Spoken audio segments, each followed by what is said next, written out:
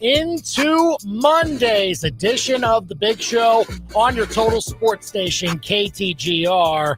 Andy Humphrey and Brenden Schaefer here. How about that past weekend? I mean, Brenden, how are you feeling? I'm feeling good. Saturday night. I was asking, how were you feeling after? How was I during feeling? Saturday night, actually. It was not as good as I feel today. Okay. Well, yeah. That's good news. I think that's how most Mizzou fans feel, at least coming out of that.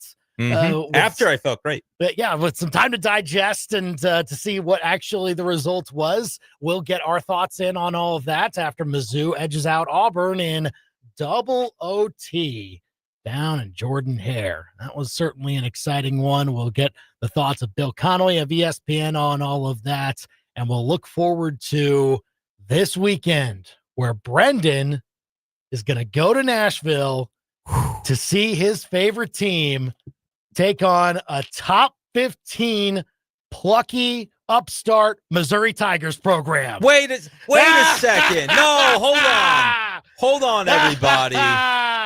Hold on a second. We'll get into it. But look, just saying, this is going to be been a lot of Andy talk from you.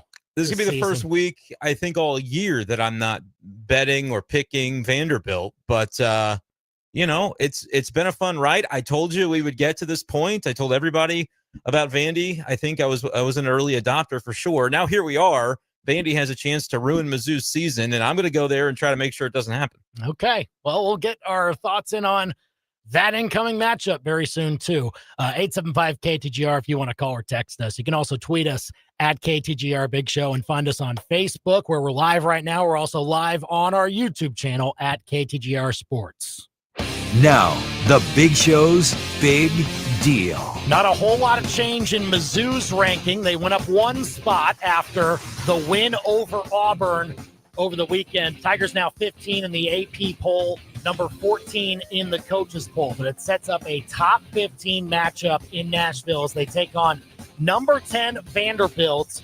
College game day going to be there as well. So a lot of attention on Mizzou's game this weekend. And that following a 23-17 double overtime win at the Auburn Tigers, Mizzou's first win over Auburn at Auburn in their history. Bo Prabula with the game-winning touchdown in double OT, a 3-yard rushing score. Tiger defense of Missouri really stood up, forcing a 4-and-out on Auburn's double overtime possession. And the Tigers come away with a 6-1 overall record, 2-1 in the SEC. That is the Big Show's Big Deal on this 20th day of October, 2025. Call or text us here at 875-KTGR to weigh in on all things Tigers, starting with the game against Auburn. I mean, we'll get to the incoming game against Vanderbilt very soon and what that looks like. But, I mean, I'm sure there was a lot of iffiness with how Saturday went. Come on. What was going to be the case? What you find, Dude, Brenden? No, that? Look, man, right. that was as downtrodden as you could feel in the midst of a game that Mizzou ends up winning. Down 17-10, right? That was the point at which it was honestly Auburn making a field goal on that drive, the goal line stand, to prevent it from being a two-possession game Marquise where you go Gracial with a huge stop. Tackle. Yeah. Oh, Andy, that's everything. Yeah. And so, that's a moment where I'm going, okay, I do not and have not seen any evidence that Mizzou is about to march down this field and tie the game, but it is only a possession. So I guess it could happen. And then, Andy, I thought it was critical on that drive that you get a little help. I mean, Mizzou just needed a little bit of help, and they had Auburn make a mistake. 2 penalties. 2 for the price of 1. It's 30 total yards of penalties on that drive, on that same play that helps Mizzou march down the field with just a little bit more than their own abilities. And it just felt like they needed something like that to kind of jumpstart them. And then you have the craziness at the end of the drive of Bo Prabula's helmet coming off and everybody in the stadium knowing, okay, Mizzou's just going to have Matt Sollers come in, hand this football off. They're going to run the ball. And all night long, Mizzou hasn't been able to get an inch without Ahmad Hardy, being tackled or at least met behind the line of scrimmage, especially on those runs that kind of go more inside the tackles. Hardy just had no room to operate, which is becoming a theme, and we'll talk about it, I'm sure, leading up to the Vandy game and whether or not it could be different in that one. But, Andy, I thought surely they're going to get stopped and no gain, and we're going to have to play this next down to try and tie the football game. And Ahmad Hardy stretching the ball across the end zone at Jordan Hare, which is a place that we have seen that happen before, and it end poorly. That was the most terrified. I mean, everybody's celebrating on the field, and the official signals touchdown, and I am just as silent as a church mouse, waiting for the replay to see, okay, did he still have possession of that football? I thought I saw it live that he did, but I don't know for sure. This would be a hell of a thing to happen again, and he did. The touchdown stands, and from there, man, there were scary moments. There were gut-wrenching events that took place. The missed field goal that I thought, man, I don't know.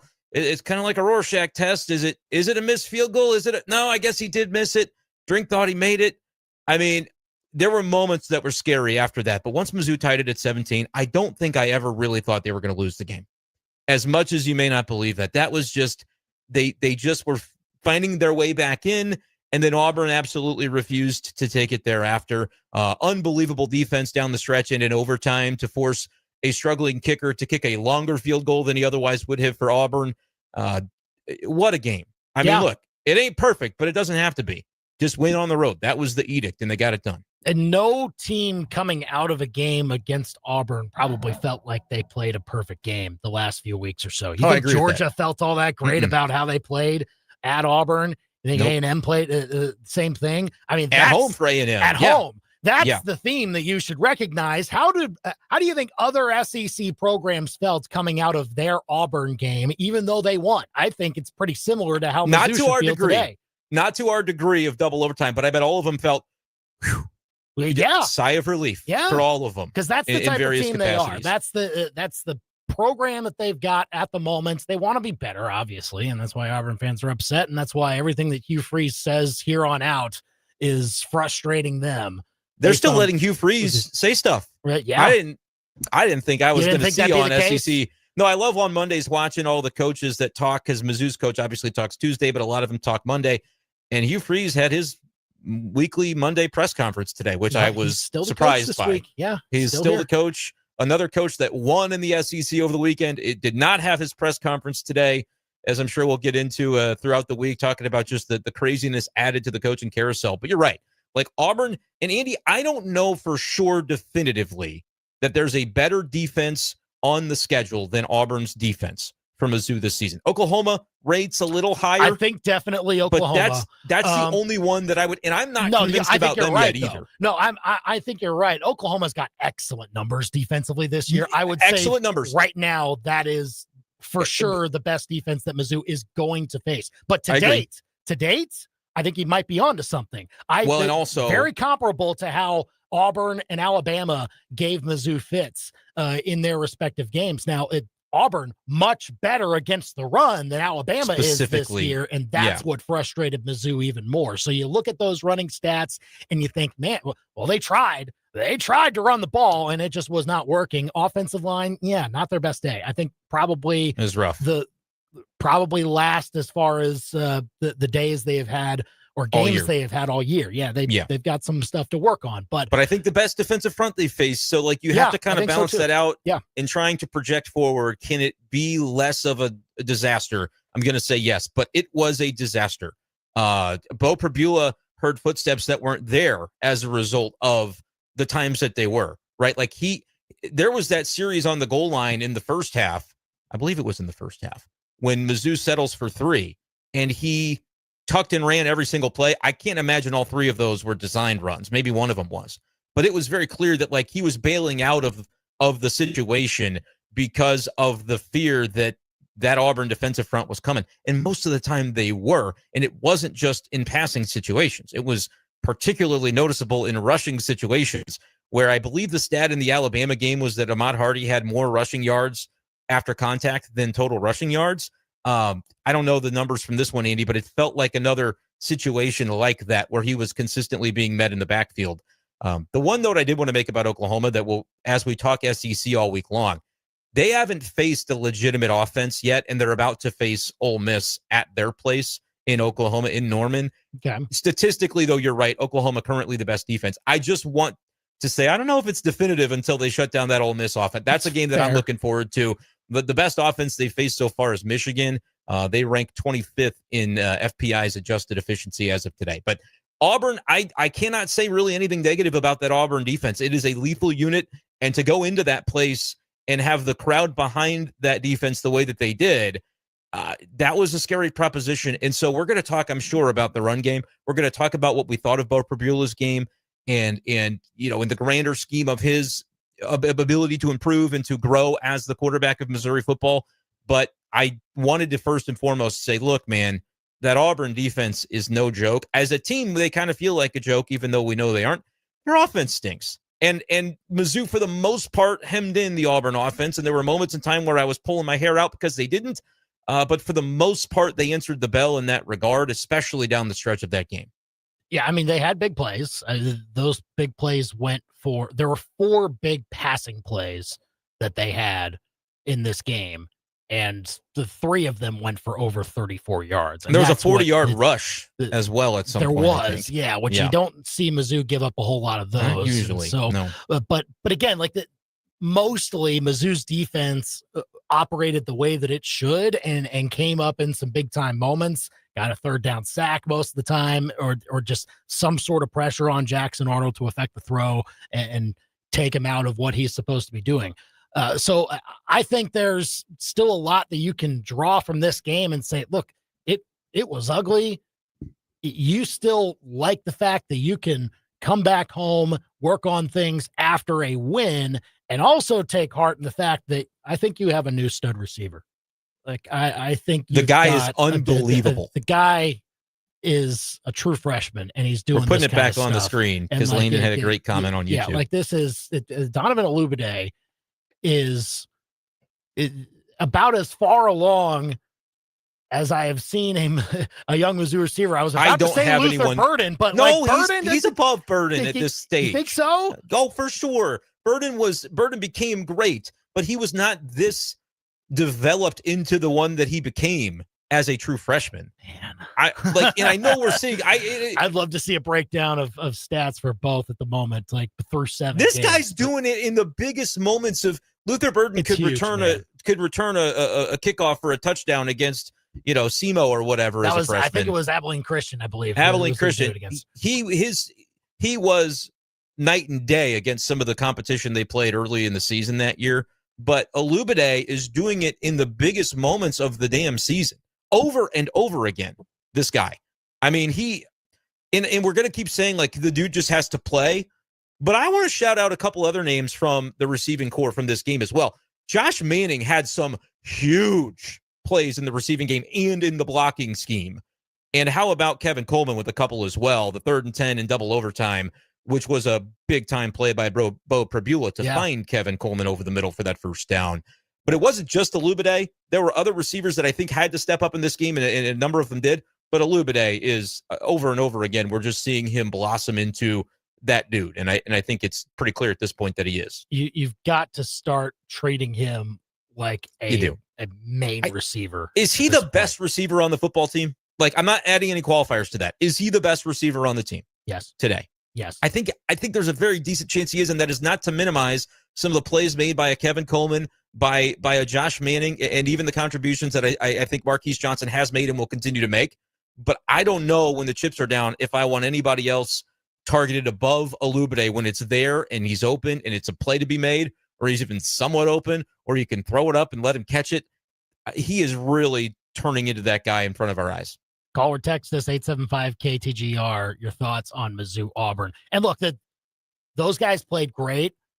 The thing about Bo Prabula, though, for a game like this, where he goes up and down, and this will happen to several quarterbacks that make their first road start in this league.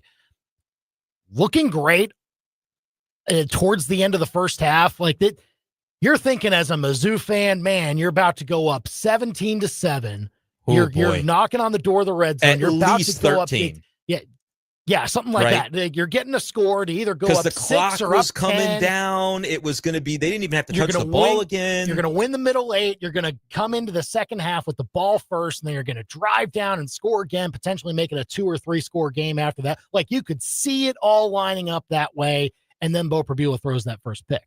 And then they obviously Auburn tries to take advantage of that. They drive down the field, but of course their kicking situation That was huge. seemingly even worse than Mizzou's right now. Mizzou doesn't win the So, game like, without the Auburn kicker Yeah. missing some of those kicks. Like- And I'm not, there's been a lot of talk about that as a narrative. And like, you don't love to see anybody, a college kid, have a day like that one. But man, did I need to see it because I'm a Missouri fan. But I mean, they don't win the game without it. The worry about Bo Prabula after that point, after that pick, was that Mizzou went punt, next 4 drives after that. And you were worrying, like, they came out flat in the second half. Was that a moment that this guy, who, again, still new as a starter at this level, is going to be able to recover from against not the best team in the SEC, but certainly a strong one as far as defense and top-tier defense. That's right. Like, that's it.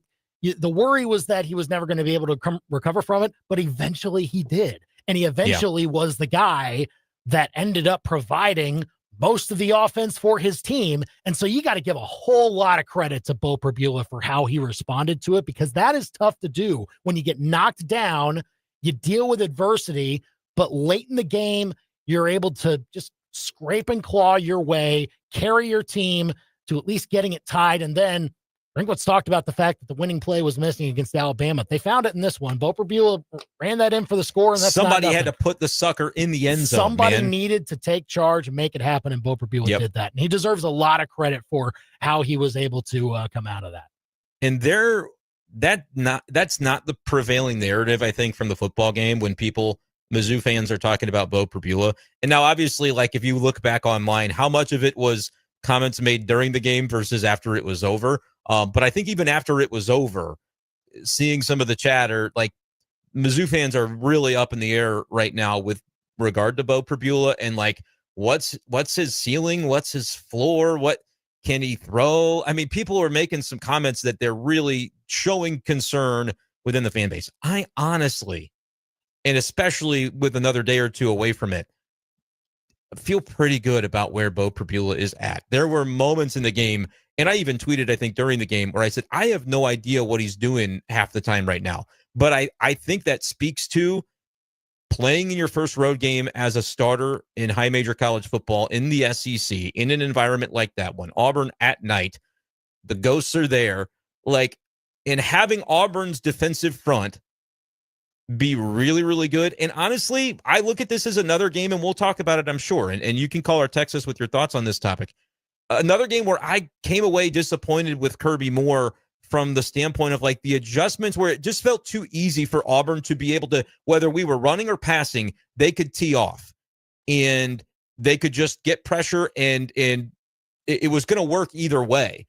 Because there wasn't enough done. They did some in the first half. The screens to wide receivers, I thought, early were effective, Andy, but it didn't feel like, especially in the second half, there was as much of getting the ball, scheming up a way for Bo to get the ball out quick to negate the way that they were very comfortable defensively, just clogging it up and coming at you. And if there was a running back with the ball, they'd tackle him. If there was a quarterback with the ball, they'd get after him and try to tackle him too. I didn't feel like there was enough of an adjustment made to how very simply Auburn was able to play defensively to combat what Missouri was doing for a lot of the game. Obviously, in the end, Bo was making throws and Mizzou wins the football game.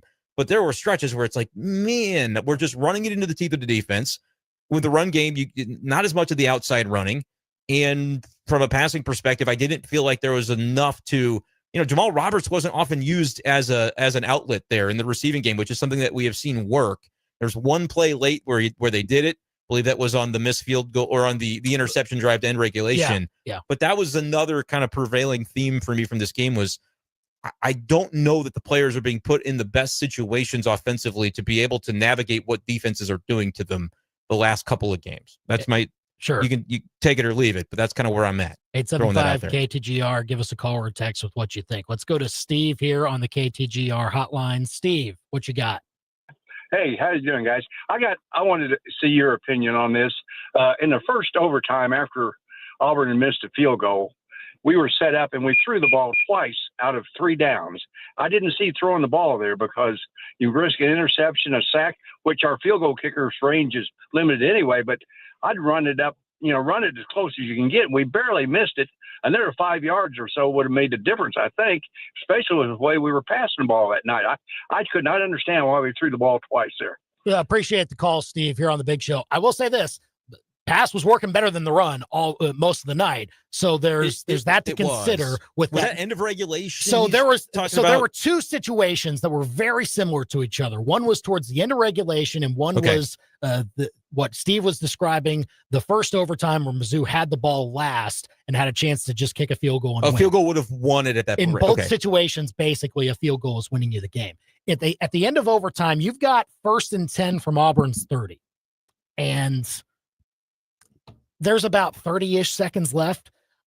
They went, I think they went pass plays for all of them. I believe that's correct. And first one was more egregious to me.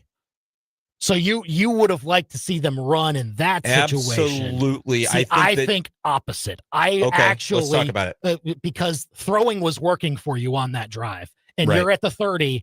And I think you needed more yards. I don't think you could have just packed it in and said, let's bleed out the clock. Let's just run because we're comfortable from kicking from the 30. I think you needed to push to get more yards there. We might have seen Oliver Robbins for the first time in that event. Possibly. It was unclear on the sideline both kickers were, I believe, active and getting ready for a spot. Yeah. Part of me is just glad we won the damn game. The other part of me goes, man, God bless Robbie Meyer, and I unequivocally believed he was going to make the kick in overtime, and it just just missed it barely. I mean, the situations were, again, I feel like the clock and the momentum on that drive was enough for me to say, I'm okay with you passing there. It's just execution wasn't there. There was a sack, and then there was the backwards pass that went out of bounds. Cannot take a sack. Can't take a sack. Can't throw the ball out of bounds backwards. He was antsy, like man. Bo was antsy, and that backward pass shows it because that's one of those execution moments where I believe it was Roberts designed to catch that football. Am I right? Yes. Or was it Hardy? So. I can't remember. Either one, I can't remember. But it was clearly a backwards pass, and that's just getting air on the ball. That's throwing it in the wrong direction. There's just little details that in the clutch are very difficult probably in that environment. Like, I'm respecting that is tough, but they couldn't have executed worse on that drive, which ended in an interception that when Auburn kneeled that out, I was like, thank goodness. I know Jackson Arnold is no Patrick Mahomes, but I was ready to see them run a play, try to get a PI. They throw it downfield. Thank you, Hugh Freeze. Because again, I think so. Why not throw it down the field and try to draw an interference? Because our defensive backs are going to be jumpy in a spot like that. You could potentially kick a field goal with no time remaining on the clock if you did get that, or hell, if you catch it. I know it's in the NFL only would be the true field goal range on a PI. But anyway. Now, to Steve's point, first possession of overtime. I do agree. Yeah. Run the ball. Clock's not a factor at that point. You're a little bit closer at the 25, so you'll feel a little bit better about a field goal if, in fact, you get stuffed on 3 runs. I would have been okay with 3 runs there to get you a little bit closer. I didn't like either, but we'll get to a break and be able to discuss this more at 5:05. Sure. I didn't like either passing situation for that, but there's a lot to unpack from this game. So, obviously. Yeah, and we want your thoughts on it. Call or text us here. We've got a lot of texts that we'll get to. Call or text us at 573-875-KTGR. Leave a comment on our YouTube channel or Facebook as well, where we are live at the moment. We've got Bill Connelly of ESPN coming your way next. He'll talk about that game and the several other matchups that impacted the college football picture next with Bill Connelly here on The Big Show. Miss the latest edition of The Big Show? Catch up on demand with a full show podcast on the KTGR app. Download it now, wherever you get your apps. Hi, everyone. Andy Humphrey here for ProfitShares.com. A great way to put your predictions on paper during this football season, or really during any season on ProfitShares.com. You can get your predictions in, and the more you get right, the more profit dollars that you build up. They're not actual money. You don't put any money in fact, on ProfitShares.com. It's totally free, but you can build up what they call profit dollars to then redeem those for things like gift cards or charitable donations. And they've got several things that you can play all season long. And right now for football season, best thing to get into is the weekly contests for each game that'll be happening in both pro and college football. You can also predict how individual players will do with the profit picks contests. Lots of things that you can check out. And again, it is totally free. Does not cost you a thing to sign up. Doesn't cost you a thing to play. Go to ProfitShares.com. That's PROPHET shares.com. Sign up, invite your friends, and start picking today.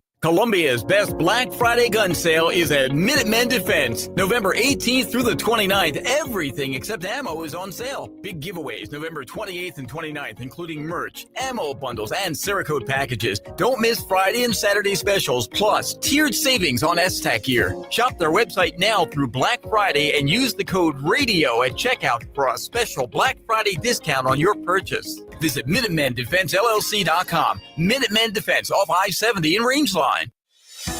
Dean Jones with Living Canvas Tattoo and Body Piercing in downtown Columbia. I've been partnered with Zimmer for the last 20 years doing advertising, and they've been a big help. I've learned a lot from them. They've offered me a lot of resources to help grow the company, grow the brand. That's why all of you listening to this right now know who we are and have heard of us before, because Zimmer does such an exceptional job helping businesses grow. Zimmer Communications. You know business. We grow business. ZimmerCommunications.com. When my child was in grade school, I signed them up for Cub Scouts. I wanted them to make some friends and have fun. I had no idea the impact it would have. I did it. Today, they're a confident high schooler who helps without being asked and actually talks to me. Scouting gave them confidence, lifelong friendships, and values that stuck.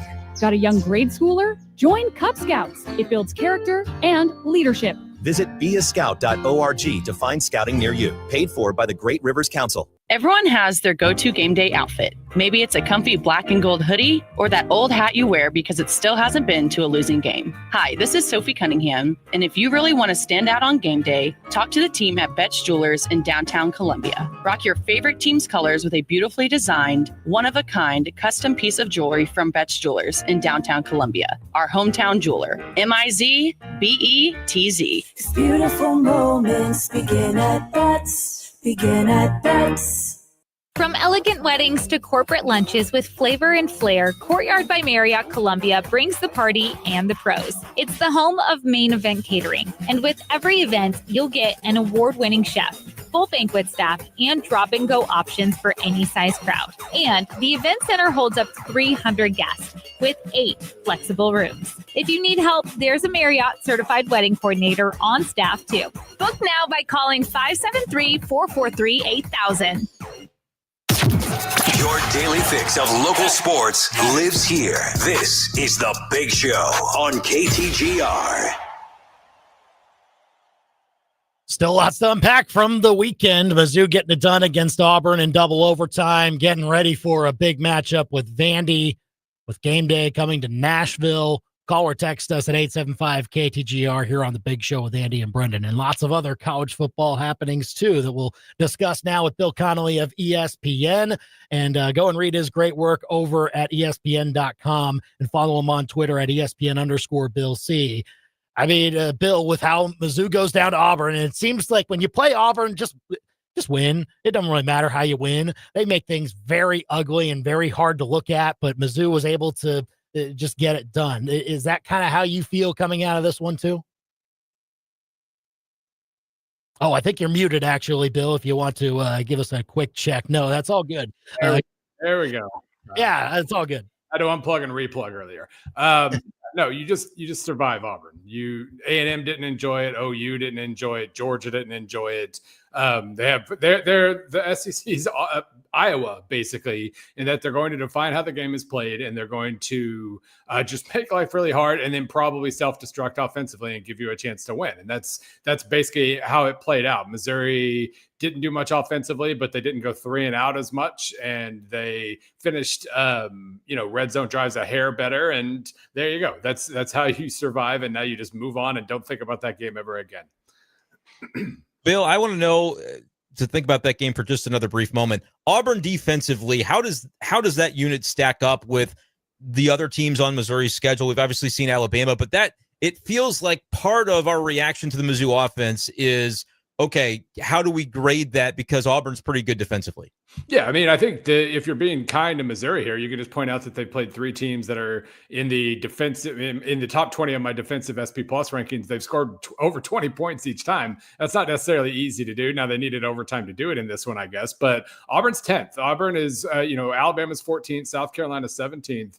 And OU's better. It must be said, OU's defense is even better than Auburn's, and in a completely different way, in a much more aggressive way. Auburn just stones you in the middle and just pursues things really, really well. And like I said, capitalizes on any mistakes you make. So this was the toughest test the offense has faced. Obviously they got just enough done in the end, but now Vanderbilt's a completely different team. Offense is much more scarier, but they'll let you run the ball, and that'll be a nice change of pace, I think.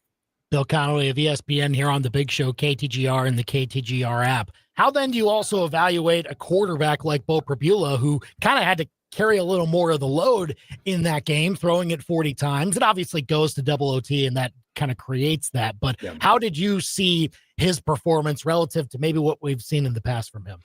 Yeah, obviously, 2 interceptions is never good, but one was an arm punt after a bunch of other mistakes there right at the end of the half when you had to try to make something happen. So I thought for the most part, especially late when things got really dicey and they couldn't make any super costly mistakes, he played things safe, but he threw accurately on the shorter passes. They moved the chains quite a bit, and there's nothing about this performance that was amazing, but nobody's going to look amazing against Auburn. So you just have to take the kind of mistake-free approach. And despite 2 picks, I thought he was mostly mistake-free. How do we look ahead at this Vanderbilt matchup, Bill? Their offense is as good as any in the country.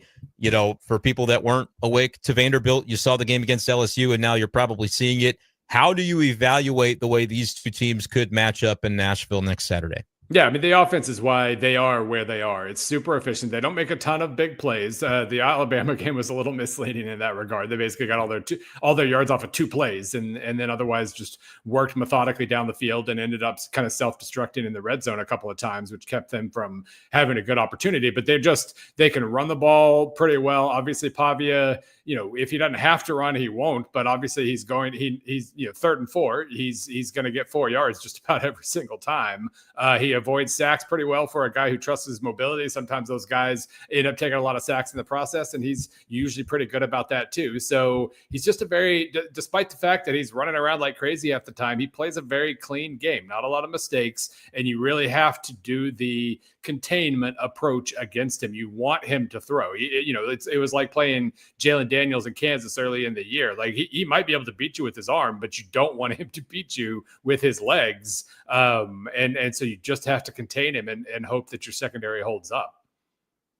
Bill Connelly of ESPN here on the Big Show, KTGR and the KTGR app. And then when it comes to, Vandy defensively, solid, but maybe not to the elite part that we've seen Mizzou, and certainly what they saw this past weekend. So is there maybe a chance here for Mizzou to keep pace with that? Is that essentially what they're going to have to do in a game like this when they realize that, there's an efficient offense on the other side too? Right. Yeah. No, I mean, they've given up at least 21 points the last 4 games, 35 to Utah State. They'll try to force the issue a little bit. They'll try to force 3 and outs. They'll try to, create some turnover opportunities, but you can counterpunch against them. You can hit them with some bigger plays. Not that Missouri does a ton of that, but could. And I think the most important thing for Missouri is after 2 straight weeks of really good run defenses, Vanderbilt's 65th in my rushing success rate measure, 62nd in yards allowed per run. That does feel like it's an opportunity to, keep Diego Pavia off the field and kind of reestablish the confidence that Missouri had a couple games ago. And I want to get some thoughts from you, Bill, on the rest of the SEC because it was a loaded weekend. I guess we'll start with Georgia, Ole Miss. It seemed like there would just be no stops at all in this game. Georgia's defense eventually adjusts to what the Rebels were doing, and they're able to win that game in the end, 43-35. How do you evaluate those teams coming out of that marquee matchup from the weekend?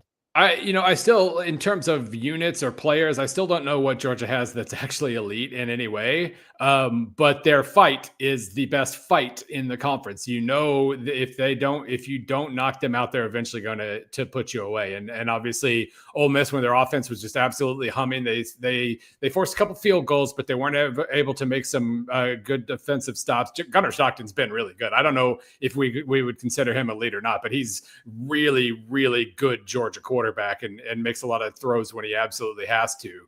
But I thought it was a missed opportunity for Ole Miss. They're a really, really high upside team. And, Trinidad Chambliss, all the talk about him being in the biggest, loudest environment of his life, he handled it perfectly for 3 quarters. And then Georgia ramped it up at the end and Ole Miss backed down. So, yeah, it's so funny. We have like 7 teams in this conference that can still pretty realistically think about winning the conference. But between Ty Simpson's third down passing and Georgia's fight, it is kind of hard not to picture an Alabama-Georgia SEC title game at the end of this, and that stinks. I want Vandy Mizzou or something creative, and not another Alabama-Georgia.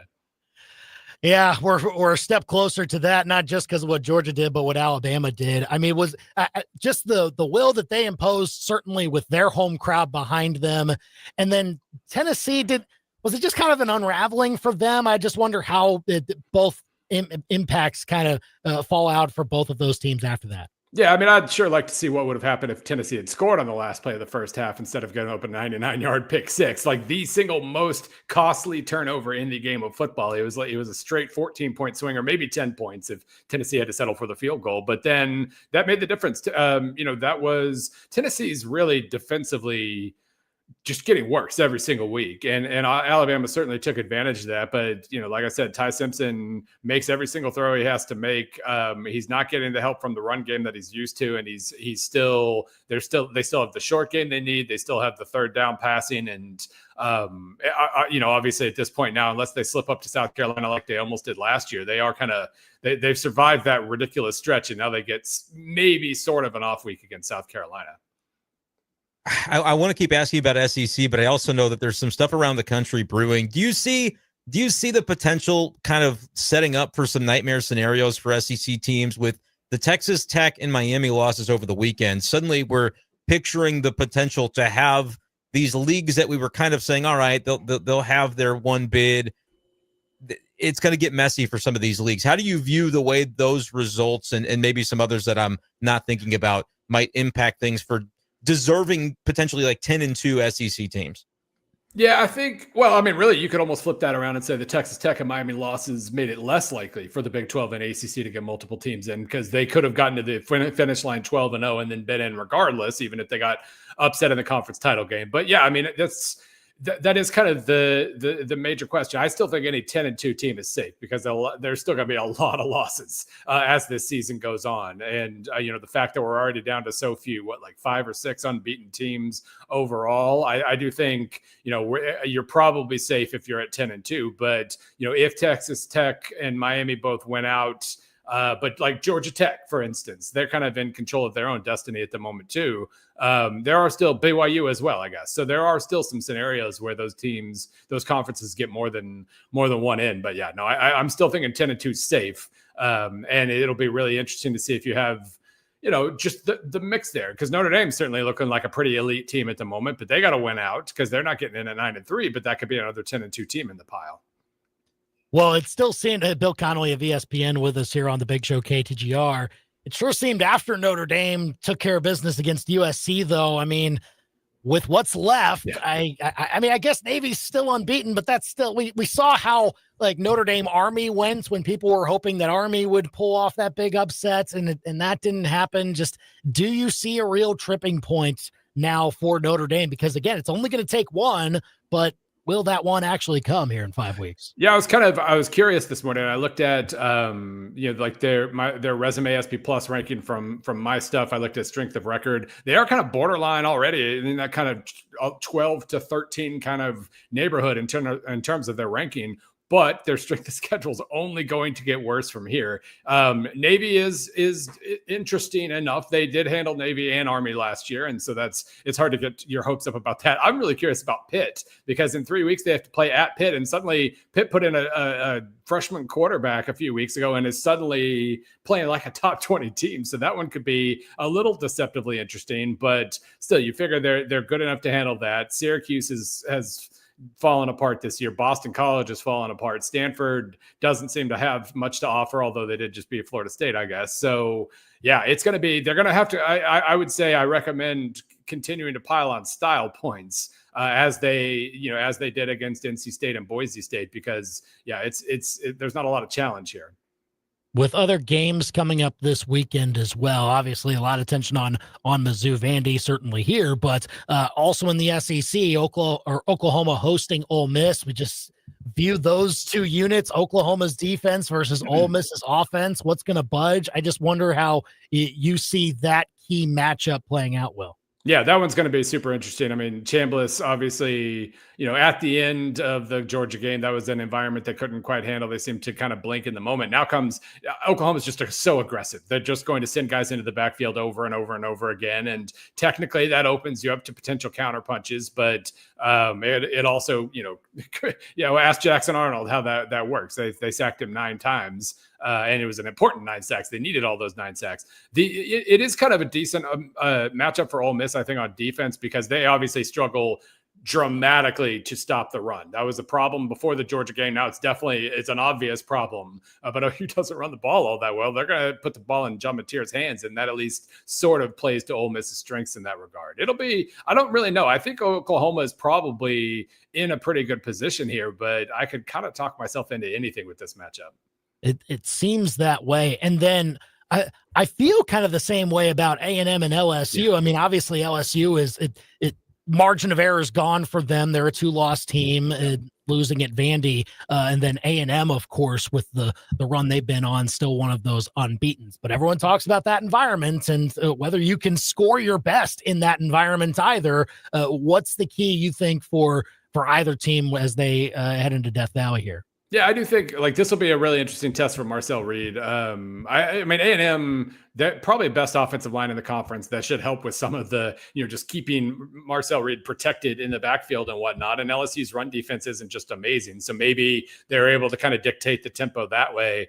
But it does they're not real good on third downs, A&M's offense. They're on passing downs in general. They're not all that hot. It does feel like there's an opportunity there. Marcel Reed is such a confusing quarterback. About 3/4 of the time, he's awesome, and he kind of throws a pass you're not real sure about, and makes some mistakes where the judgment kind of goes away for a second. And yeah, like you said, in that environment with an aggressive defense that does defend the pass really well, if they are able to create a bunch of 3rd and longs, they could make a bunch of stops and buy some time for the LSU offense, which needs help still.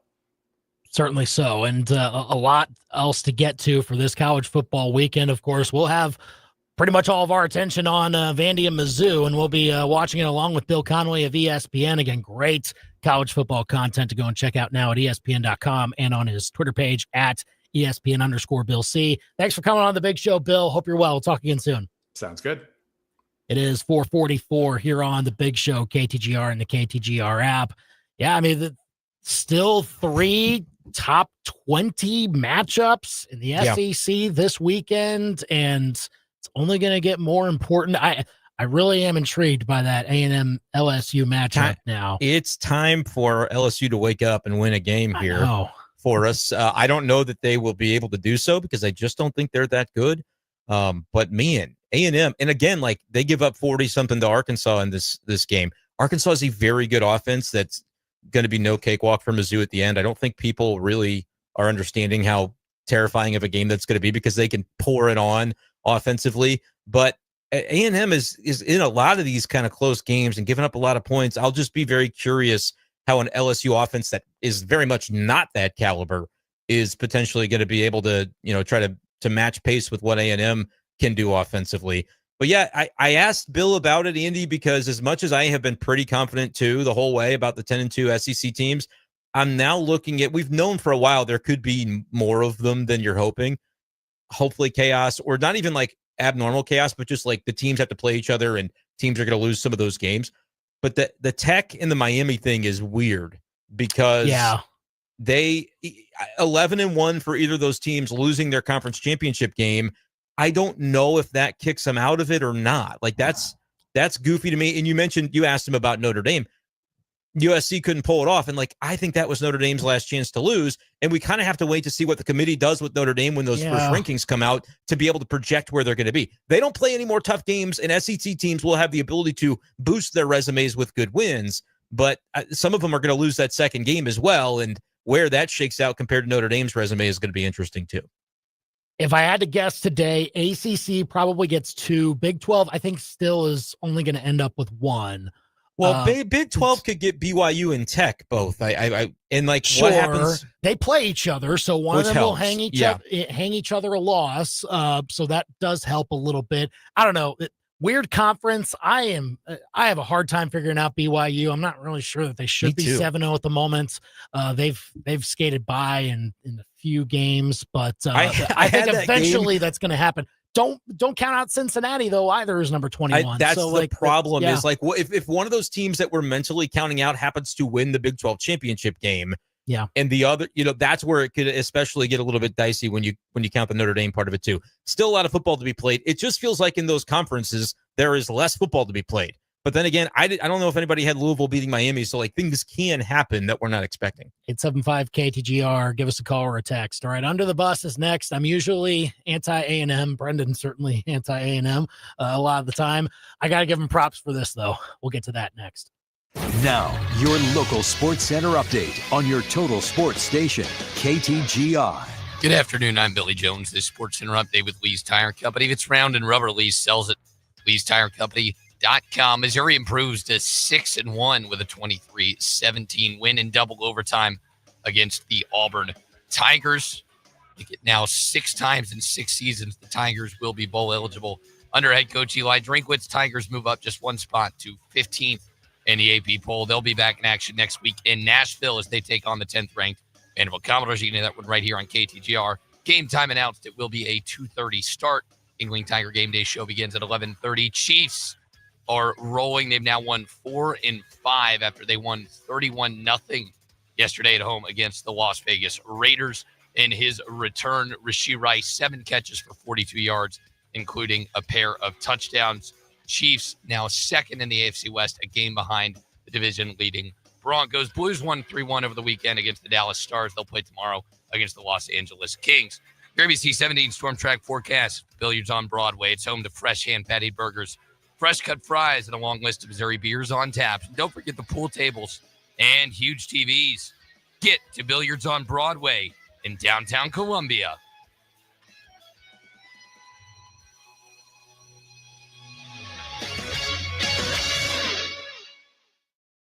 I'm ABC 17 Storm Track Chief Meteorologist Jessica Hafner. I'm tracking cool temperatures tonight as we drop down into the low to mid 40s. We'll see gusty winds tonight into tomorrow as a cold front passes through. Temperatures only make the low to mid 60s tomorrow, but we have mostly sunny skies, wind gusts up to around 30 miles per hour. Chilly by tomorrow night as we drop into the upper 30s to around 40. I'm ABC 17 Storm Track Chief Meteorologist Jessica Hafner, and that's your ABC 17 Storm Track forecast on your total sports station, KTGR. Did you miss the Mizzou play of the week? 23-17, Missouri leads the game here in the second overtime. 2 players bunch to the left side. In motion comes Coleman to the left. Arnold takes the snap. Pressure comes backside. Intersect. Ball game winner. Throws it to an offensive lineman who slides down shy of the first down, and Missouri's got an overtime win. The Mizzou play of the week is powered by Yingling. Your home for Mizzou football is KTGR. From Branson Landing to the Capitol Dome, Union Station to the Tigers' home. Big old service is Missouri's best. Our trusted team outpaces the rest. Get our healthy car special for only $39.95 from your Missouri-owned and operated Big O. Show me state coverage wherever you go. We've got you covered at Big O.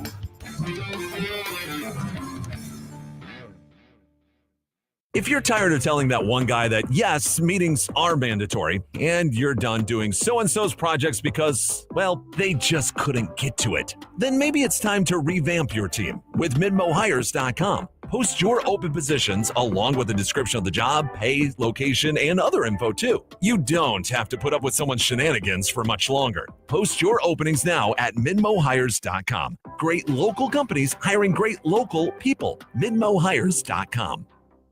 You work hard, and so should your equipment. That's why at Farm Power Lawn and Leisure, we trust Kubota, and so can you. Whether it's a Kubota tractor to manage your land, a Kubota zero-turn mower for a perfect cut, or a Kubota side-by-side to handle every task, Kubota makes work easier, smoother, and more reliable. And when it's time for maintenance, our expert service team keeps your Kubota running strong because you deserve equipment that works as hard as you do. Get the power, performance, and support you need all in one place. Visit us at 1702 Business Loop 70 East, Columbia. Farm Power Lawn and Leisure, home for Kubota sales and service. Pro Designs, but better than a billboard.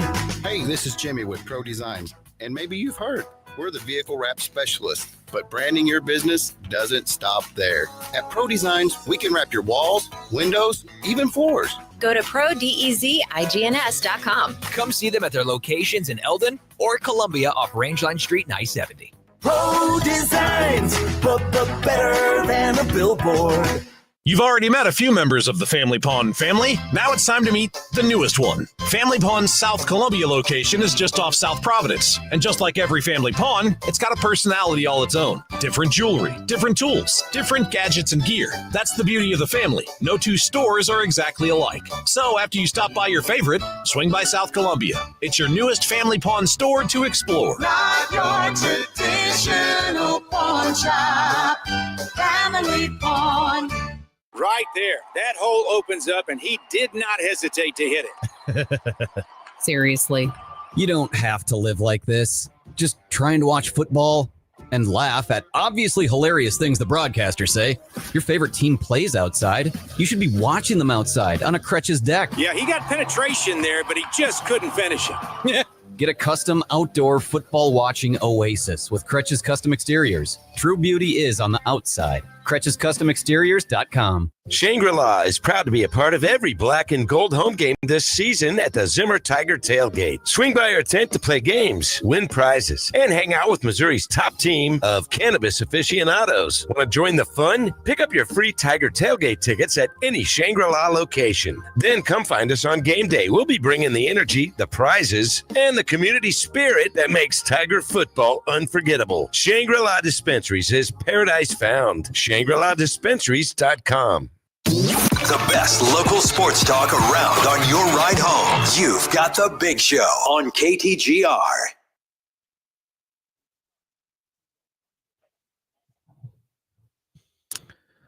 Well, I'm not a huge fan of A&M, but I am a huge fan of SEC pettiness. And they were exercising in that after their win against Arkansas. Even though it was a close win, they just got by 45-42. Offensive juggernaut for both sides there. But a great tweet, I thought, by A&M's official social media account afterwards. We're showing it on YouTube right now if you're watching. That is an A&M player riding a motorcycle. Yes, it is. It went hog wild is the caption above it. Again, facing Bobby Petrino this past weekend. With the motorcycle. Yeah. That's funny. Yeah. But that's one of those where as Arkansas is driving down to cover the spread, thanks, by the way, Hogs, the social media people are like, can we still post it? I guess we can. We've got it made. All the work in to make we put it. all the work in. They only won this game by 3, though. That's all I'm saying. But I think it's a good enough joke that I'll allow it. I understand that it feels a little bit worse when you win the way that you did. I'm also happy that Arkansas kept it close. But either way. Under the bus. Well done by the social media team. They just care whether or not they win. They don't care about how it looks. That's good. It's a good play. That's I all like that it. matters there. And under the bus to the tortillas in Lubbock. They are officially banning the tortilla throwing after not only the fines and the penalties that it has caused, but probably the headaches for one AD Kirby Hocutt. This is a tradition that has gone back since the 90s of them throwing tortillas in the stands, and then they limited it to just doing it in the opening kickoff, and now they're just not doing it anymore with all of that. Oh, you hate to see tradition go by the wayside. I'll still blame Kansas for this one because I think if it weren't for that fake pocket knife story, we're not talking as much about the tortillas this week. But RIP throwing tortillas. I think that's right, honestly. Under the bus. Because, I mean, it had happened in other games, and they had been penalized for it in other games. But the whole, like, afterwards, people getting fined for what they said and what happened. Got too messy. Like, lots.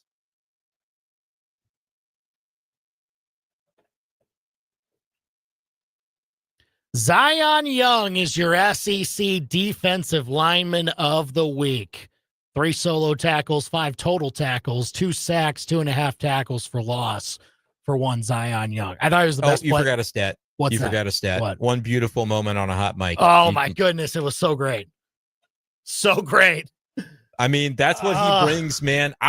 If you had told me down in Atlanta back in July when I was at SEC Media Days and they brought Zion Young and he speaks ahead of the season, if you told me, hey, he's going to have a hot mic moment that's going to be electric during the season, I would have been like, yeah, I believe you. That makes sense. I mean, he brings that energy to the table. So, he sure does. But then he backed it up, Andy. That's what's crazy is he totally backed it up with his play and helped Mizzou get that win. He was, for a defense that played, I think, overall very well, he was the best player on that defense that he needed to be. And so Mizzou is 6-1 as a result, 2-1 in the SEC, but so is Vanderbilt. Who could have drawn that up at this point in the season? Okay, no, you could not have, Brenden. In August, you were not saying this. Garbage. Come on.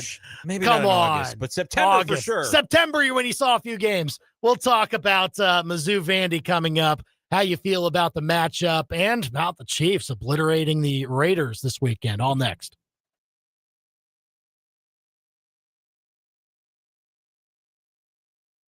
If you're craving something delicious, find your way to the Pasta Factory, where everything's made from scratch daily. Their fresh sauces, cakes, quiche, dressings, and soups are sure to tantalize your taste buds. And all pasta entrees are cooked, baked, and tossed to order. Don't leave without sampling those homemade desserts, lovingly crafted by Jason and Rob. Good. The Pasta Factory. Visit them at 3103 West Broadway Business Park, right in front of Walmart. Closed Mondays and Tuesdays. The Pasta Factory, where fresh meets flavor. Hit a deer, win a cow. Hit a deer, win a cow. Hit a deer, win a cow. FPP, Easy's 1, 2, 3. FPP, Easy's 1, 2, 3. FPP, Easy's 1, 2, 3. Award-winning auto collision repair. Don't wait, we're great. We work with all insurance companies. We work with all insurance companies. Yes, we work with your insurance company. New Bloomfield, Missouri. FPPBodyShop.com. FPPBodyShop.com. FPPBodyShop.com. Fletcher, Performance and Paint. Macadoodles does selection like nobody else. If you're looking for ingredients to make the perfect new drink, look no further. Why settle for boring? Macadoodles has you covered. With Columbia's widest variety of beer, wine, and spirits, you're sure to find something new and exciting when you shop with Macadoodles. Come experience the difference in selection at Macadoodles today. Macadoodles delivers world-class customer service and unmatched selection at unbeatable prices. Who does selection like nobody else? Macadoodles does. You know your former golf bag? It's not just holding up the weed whacker on your garage wall. It's also holding cash. Same goes for that rowing machine you swore you'd use once. At Play It Again Sports, turn your gently used gear into money in your pocket. Bring in your old golf equipment, fitness gear, softball bats, baseball cleats, and more. Cash out and keep it, or trade up to something better. Play It Again Sports in Columbia. Think of them first so you don't finish last. Play It Again Sports, ColumbiaMo.com. KTGR AM Columbia, KTGR FM Fulton Columbia, K286CL Columbia, in Missouri's total sports station. KTGR. I'm Ed Benkin, and we'll come down to one game for the pennant. The Blue Jays and Mariners playing Game 7 of the ALCS tonight in Toronto. You can hear that game on ESPN Radio with our coverage getting underway at 7:30 Eastern. To football, the Monday night doubleheader. First up, the Buccaneers and Lions in Detroit. Former Buck Rondé Barber on the Rich Eisen show said he's been impressed with the Tampa offense despite the rash of injuries they've been facing. This team is fun to watch, and it's largely because of Baker, but also because of the job that Josh Grizzard's doing on offense. Not adjusting the offense because your star players are out. One of those star players is in for tonight. Receiver Emeka Ibuka is active for Tampa. The game can be seen on ABC and ESPN in an hour. Tonight at 10 Eastern on ESPN, it's the Seahawks and the Texans. NFL quarterback injury news. Commanders quarterback Jaden Daniels had an MRI on his hamstring, and head coach Dan Quinn said the injury is not considered long-term. Falcons quarterback Michael Penix Jr. suffered a bone bruise in his lower leg. He is day-to-day. And Panthers quarterback Bryce Young sprained his ankle, and the teams went over the Jets. He's expected to miss next Sunday's game. ESPN Radio is presented by Progressive Insurance. We make the claims process easy so you can get back on the road in no time. It's why over 43 million drivers trust Progressive. See for yourself at Progressive.com. From Faro. 15 to the 10, to the house. Bush. Back to the wall, and it's got her. And Arrowhead. Touchdown! Kansas City! To your speakers. This is the big show, baby. Get fresh takes on the biggest sports stories in mid-Missouri. Right now, this is The Big Show with Andy and Brenden on KTGR. What a glorious weekend of football it was. It was a nerve-wracking day because Mizzou's game came at the end, but then the fact that they win it the way that they did, I honestly feel pretty good coming out of it. But we want to talk about whether you feel better or worse after the way Mizzou won at Auburn, and then obviously seeing Vanderbilt beat LSU. We know that matchup is looming. We're going to talk some more Mizzou football here in just a few minutes. We'll talk some Chiefs as well. I remember last week's Friday show saying, didn't really see anything on paper that told me the Raiders were going to keep this close. And guess what? They did not against Kansas City. So we'll get into that a little bit later on. 573-875-5847 to call or text us. But first, it's 5 o'clock. It's time for the Top 5 at 5 on The Big Show. Number 1. If you want to trade away for curtain number 1, you can have curtain 1. Well, all that matters is that they won, right? Mizzou going to Auburn, should say, and coming away with a double overtime victory, 23-17. Yardage looked pretty much the same on both sides. Mizzou struggled to run the ball. Hardy only 24 carries on 58 yards on 24 carries. He did score 2 touchdowns. That was big. Bo Perbula scored the other touchdown on the ground for Mizzou. But certainly some things to look at offensively that you want to try and tweak. Give it up for Auburn's defense, though. That is a very strong unit, arguably the strongest unit that Mizzou has faced. And, I know they played Alabama the week before. So can Mizzou now just fix what they need to this week before a big-time matchup? Number 2. Number 2, your timing is impeccable. Against the Vanderbilt Commodores? Beginning of the season, let me know if you thought Mizzou and Vandy were both going to be 6-1, both going to be in the top 15. Game day was going to be in town, and they were going to play a football game at 2:30 on ESPN in a prime window. I would not have been able to predict that, but hey, it's happening. And look, Vandy looked excellent against LSU this past weekend. Diego Pavia struck the Heisman pose. Maybe if he wins this game, he becomes closer in the conversation for that. But Mizzou can still get it done, I think. It's going to have to be a stronger offensive performance to do so. 2:30 kick again on Saturday. Number 3. In the rest of the college football landscape, now things really get interesting. Miami now hung with a loss. They drop a little bit, but are still in the top 10. Texas Tech goes down. They're still an undefeated Big 12 team, though. It's BYU. And Notre Dame, when are they going to lose? Can it happen? I think there's still maybe a chance it could when they go to Pitt. But this is kind of what Marcus Freeman's team does. They hunker down second half of the season and make the push necessary to be worthy of an at-large bid. We'll see, but now things are really getting interesting late October to early November. Number 4. Oh, shanked it. Chiefs just rolled the Raiders. Patrick Mahomes, 3 touchdown passes. Rashee Rice caught 2 of them in his return from suspension. 31-0 win over Las Vegas, who was held just 95 total yards on offense. Yeah, that's not great. Number 5. Where the 5, baby? bang, goes side of the face, slap. And so we finally get an ALCS Game 7. We needed a Game 7 in this baseball postseason.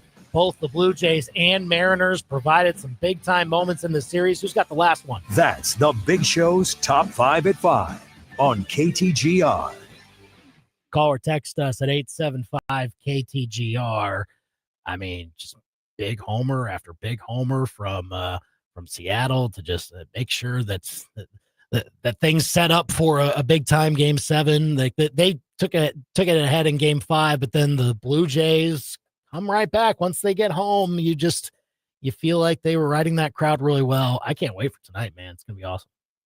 It's going to be awesome. It's a fun sports night in general with 2 football games on Monday night and a winner-go-home baseball game. It's going to be a lot of fun this evening. Seattle. Yes, it's Seattle going to have is a the center fun of the night. universe here. I mean, that's almost kind of it's obviously not a bummer to be in a Game 7. They could go to the World Series tonight. But how crazy, like very rarely is Seattle on the West Coast going to get an actual night game in their time zone like they do for the Seahawks game at home. But they've got a baseball game to worry about, too. That's a little bit bizarre, but that's just the way it worked out. Those 2 stadiums are also like basically right next to each other. Like, is that the case? How it is. Yeah, I did not know that. The baseball stadium and what is it? Lumen Field. Lumen Field. Yeah. Yep. And then I still call it Safeco, but I know it's something different. T-Mobile, I guess, is what it is. Yeah, that is going to be the center of the sports universe for about 5 hours, starting at about, their time, 5 o'clock, which is kind of cool, I guess. I don't know if you would have liked to see the start time get moved a little bit later for those fans, but, MLB, they run the show, so I guess they got to live with it. But that's going to be fun. Again, 2 Monday night games. The picks of the week will be impacted by the Monday night games, it would seem here too, Brenden. Things looking quite good for especially you. Myself also. Brendan's 4-0 right now after I loved it. 4 big wins in college football. I had 3 wins in college football, and then my loss yesterday. What was it? Just trying to remember what it was. But either way, it was the London game. I thought the Jags were going to get that done. They actually did too. Not. That was disappointing. I had the Jaguars as well, and they just didn't show up. Yeah, they were very disappointing in that game against the Rams. So Brendan's 4-0. I'm 3-1. Producers. Oh boy. Yeah. Billy, what happened? What happened, Billy? Well, I don't know if you know this, Brenden, but on the first day of training, Andy gives you the first rule of producing at KTGR. Never leave a brother behind. Mm-hmm. I was driving down to the Plains, and there was a text from Ben asking me about picks, and I did not respond in a timely fashion. Roadway safety, though. Roadway safety. Yes, in your defense. I was being a responsible driver, but I left my fellow producers out to dry, and there's no coming back from that. That's good. I like a producer that takes accountability and owns up to it. He didn't say like, "Oh, it was just Ben picking." That's just Ben over there going 0-5. It doesn't say Ben's name on it. No, it says producers. There you go. So it's a team thing, and the producers 0-5 this week. So we'll see how that impacts. It's not about how hard you get hit. It's about how hard you can get hit. Keep moving forward. So we'll be back in the saddle. Don't worry. Well done. I guess we'll see. It was very funny to watch all those picks go by the wayside for the producers. Obviously, you had a head-to-head with Arkansas and A&M. Andy ends up getting the late cover. I had BYU against Utah. It's frustrating that they keep winning, by the way. BYU. That is frustrating, man. I mean, like that. They were at home. They're plus 3.5. I felt like they would probably lose by field goal. Instead, they won by a field goal. They're a good team. I don't know that they haven't really played a ton of good games. Utah is really the best team they've faced, but they're still going to play Texas Tech, and that's on the road. And they're going to go to Cincinnati. So, I mean, if they do emerge winning those games, I'm going to have to respect them at that point. But, it's interesting the way that they're getting it done right now. We'll say that is just a hard place to play. It gets loud in there. And in that environment, in that rivalry, too, Yeah. It's tough. Certainly so. James calling me. I need to throw myself under the bus. They're playing baseball in Toronto tonight. Yeah. That's I didn't know where the baseball game was played, but it's still the center of the sports universe right. tonight. The it's still Seattle. Football game is still there. They the will bars, have the parking lot will be. not be too clogged for people both going to the baseball game and the football game. It's not that type of nightmare because the baseball game's in Toronto. Yeah. So I'll own up to that. But the bars is going to be the restaurants and bars are going to be absolutely packed tonight in Seattle. I would have to think that's going to be a fun time over in Seattle. Either way. See if their baseball team can move on and host some World Series games, or if they just have to focus on the football game tonight, which I have the Seahawks -3 tonight. Which I was going to mention against your Texans. Yeah. I've got the Bucks +5.5. That line since moved. I would have got better value if I had bet it today. Let me ask you this: Lions win by a touchdown.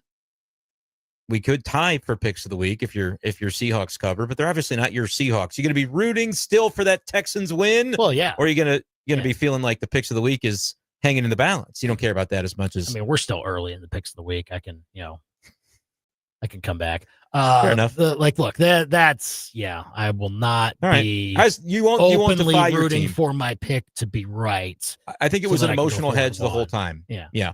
So we'll see. But if they lose, then I'll also be happy because I get the pick right, and I can also mentally check out on that team the rest of the season. Fair enough. I think that, right? By the way, I think the Texans are interesting tonight because of their pass defense being as good as it has been.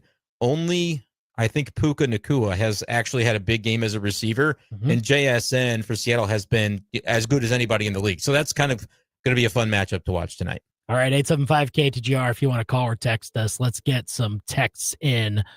Victor saying, I look for Mizzou to lean on their defense again against Vandy. Of course, Hardy will get his 20 to 30 touches, but I think the defense will be key. That said, give me Mizzou in a close game. Okay. Yeah, we've got all week for predictions. I really do want to know, do people feel better or worse about this game, about the rest of the season after the way the Auburn game went? What were you expecting going in, and then what happened? How did that kind of change things is a curiosity. Well, look, my final score prediction was 24-13, which is not all that far out. You were very close. If Robbie Meyer kicks it a foot to the right, I nail it on the nose at 20-17. You would have gotten it exactly correct. Yep. Which I don't know how that would have been for everyone else on this show if that had been the case. I would have preferred that, things though. down, but yeah, I would have preferred that. Yeah, my predictions are pretty good a lot of times, especially when it comes to college football. And I got to say, I'm pushing back on something from you today. What? You've kind of had a little bit, it's been subtle, but nobody could have seen Vandy coming, which is true in August. I didn't see that's what this coming. But to take away from, ever since the South Carolina win, I have been beating the drum for Vandy as a playoff team. And I got some harsh pushback from you early about that. Even after they beat South Carolina is when I started that. So, and by the way, I'm gonna see if I can get this to work for our YouTube audience. I've got a screenshot up. I did tweet on September the 14th with my Vanderbilt ticket order. One way or another, I will see College Game Day this year, and I'm gonna get to. So I'm just saying. I'm not saying, but I'm just saying. I have been on this Vandy thing. It's gonna be painful to have to leave the bandwagon for a week, though. With how much I have enjoyed that team this year. You got a lot to try and make up for. That's the tough. problem. I just don't know what the main look. Yes, I pushed back on Vandy being a playoff team. Give me a little credit. I was on these guys, man. Early adopter. I did not see Vandy beating LSU back on September, whatever was it, 10th, 12th, something like that. Did not see that coming. No. I was there. A lot of the country did. I was fine to, and look, I'll give you credit for that, Brenden. Like you got on the bandwagon. And I said Texas early as well. I told you they're going to beat Texas like a month ago too. So that one's still pending. They haven't done that yet. But they haven't, but I'm just setting the record straight. So again, there is precedent of you seeing this a little earlier than most have. Mizzou Vandy CFP play-in game. I said that as well. Well, here's the thing. That's a possibility. Here's how I treat this game. It's not a play-in game. Okay. But it is an elimination game. Ooh, I don't agree with that. I think it is an elimination game for both. If Mizzou, you're saying Mizzou at 10-2 is out if they lose to Vanderbilt? Well, if either team loses this game, I don't see either team winning out. Being afterwards. the caliber to win out. So correct. It doesn't eliminate you, but we'll learn about the team you are based on the result to determine that it is. I think for Mizzou cannot lose to Vandy and make the playoff because I think you're going to probably drop or have to have the margin to drop Oklahoma or A&M. Yes. And I don't think Arkansas is a given. If you're 10-1 going into Arkansas, losing would be very dangerous unless the chaos has happened to make 10-2 look pretty. And if you're like top 5, maybe. But I think for Vanderbilt, they could lose this game and still win out because they play Texas and Tennessee. And I think they can win both of those games. But Mizzou needs this. Mizzou needs this one more than Vandy, which sounds crazy, but I think it's true. Well, if we're talking I CFP. also kind of question that though, because again, who beats Vandy? If not, well, again, if Vandy loses this game, do you see them turning around right away and going to Texas and winning that game, to Tennessee and winning that game at the end of the season? I know that Texas gets to play that game at home, but Texas is not good. I'm not they saying that lost they're to Kentucky. I mean, just 2 days ago, they should have lost that game. I don't see them losing a game at home in this type of caliber, though. When they're trying to just keep their head above water, I'm interested to see Texas. if they have what's their game? 11 a.m. kick, weekend. by the way. It's a perfect storm for Vandy. This weekend they are at Mississippi State. Like that, it's their last chance to really get right. Texas before to feel better about their matchup against Vandy, and then obviously they got to touch. I'm not trying to argue Texas as a playoff team. I'm saying that when you go on the road in the SEC, you assume nothing. You just learned that lesson this past weekend, and that's still the case. No matter where you go, Vandy should not assume that they're going to go into Texas and make that happen. We're getting ahead of ourselves. But I picked Vanderbilt a month ago to beat Texas at Texas. I'm just setting the record straight. We're going to get to see the game play out, and then I'll brag if I'm right. You can tell me I'm an idiot if I'm wrong. But so far, I've had Vandy pretty good. It's going to be interesting, though, because I do think Vanderbilt's schedule, especially if they beat Mizzou, I just don't see Vanderbilt missing the playoffs if they win this game because they get to host Auburn and Kentucky. Yes, they have to go to 2 road environments. Tennessee is ripe for the picking. This specific Tennessee team is ripe for the picking against Vandy. So I think Vandy beats Mizzou. It doesn't lock up their playoff, but I'll be shocked if they miss the playoff. But again, they get a mulligan after that. If they lost to Tennessee or to Texas, one of the two, then they're fine still. They could lose to Texas, though, and I would still say, honestly, I'm so upset about all the politicians that wouldn't let us have sports gambling until December 1st because I was desperate to try to go. Vandy to the playoff was like plus 1,200 after the South Carolina game, and now it's like plus 200, and I didn't get a chance to bet it. Well, but again, here's the thing. I can see one of Mizzou or Vandy making the playoff. I cannot see both. I can see both. It's not likely. See it. I wouldn't predict both, but I would say if Mizzou wins this game and Vanderbilt cleans up the Texas and Tennessee game and they're 10-2, they might need some help in the same way Mizzou at 10-2 would need some help, but that help could come. So I wouldn't predict that both make the playoff, but I don't think that it's for sure that at 10-2, you couldn't see both of them sneak in. Vanderbilt, though, if they're both 10-2, I see a whole lot of 10-2 teams in the SEC backed up, and I feel like Mizzou and Vandy are going to be towards the back of the line when it comes to that. It would be dicey for sure, man. It would be dicey, but Tennessee would lose a third game, so they wouldn't be at 10-2 anymore. Ole Miss, Georgia, those Texas teams could would lose be 3. out of it, but Texas is already out of it. They have to lose again, but they will be out Texas of it does? yes. They have 3 losses. No, they don't. They have 2 Texas losses. has 2 where losses. Did I miss that? They lost to Ohio State and Florida. That's it. Oh, that's right. They beat Oklahoma. Yeah. So if they win out, they'll be in. Texas. I don't think they'll win out. Right that's no.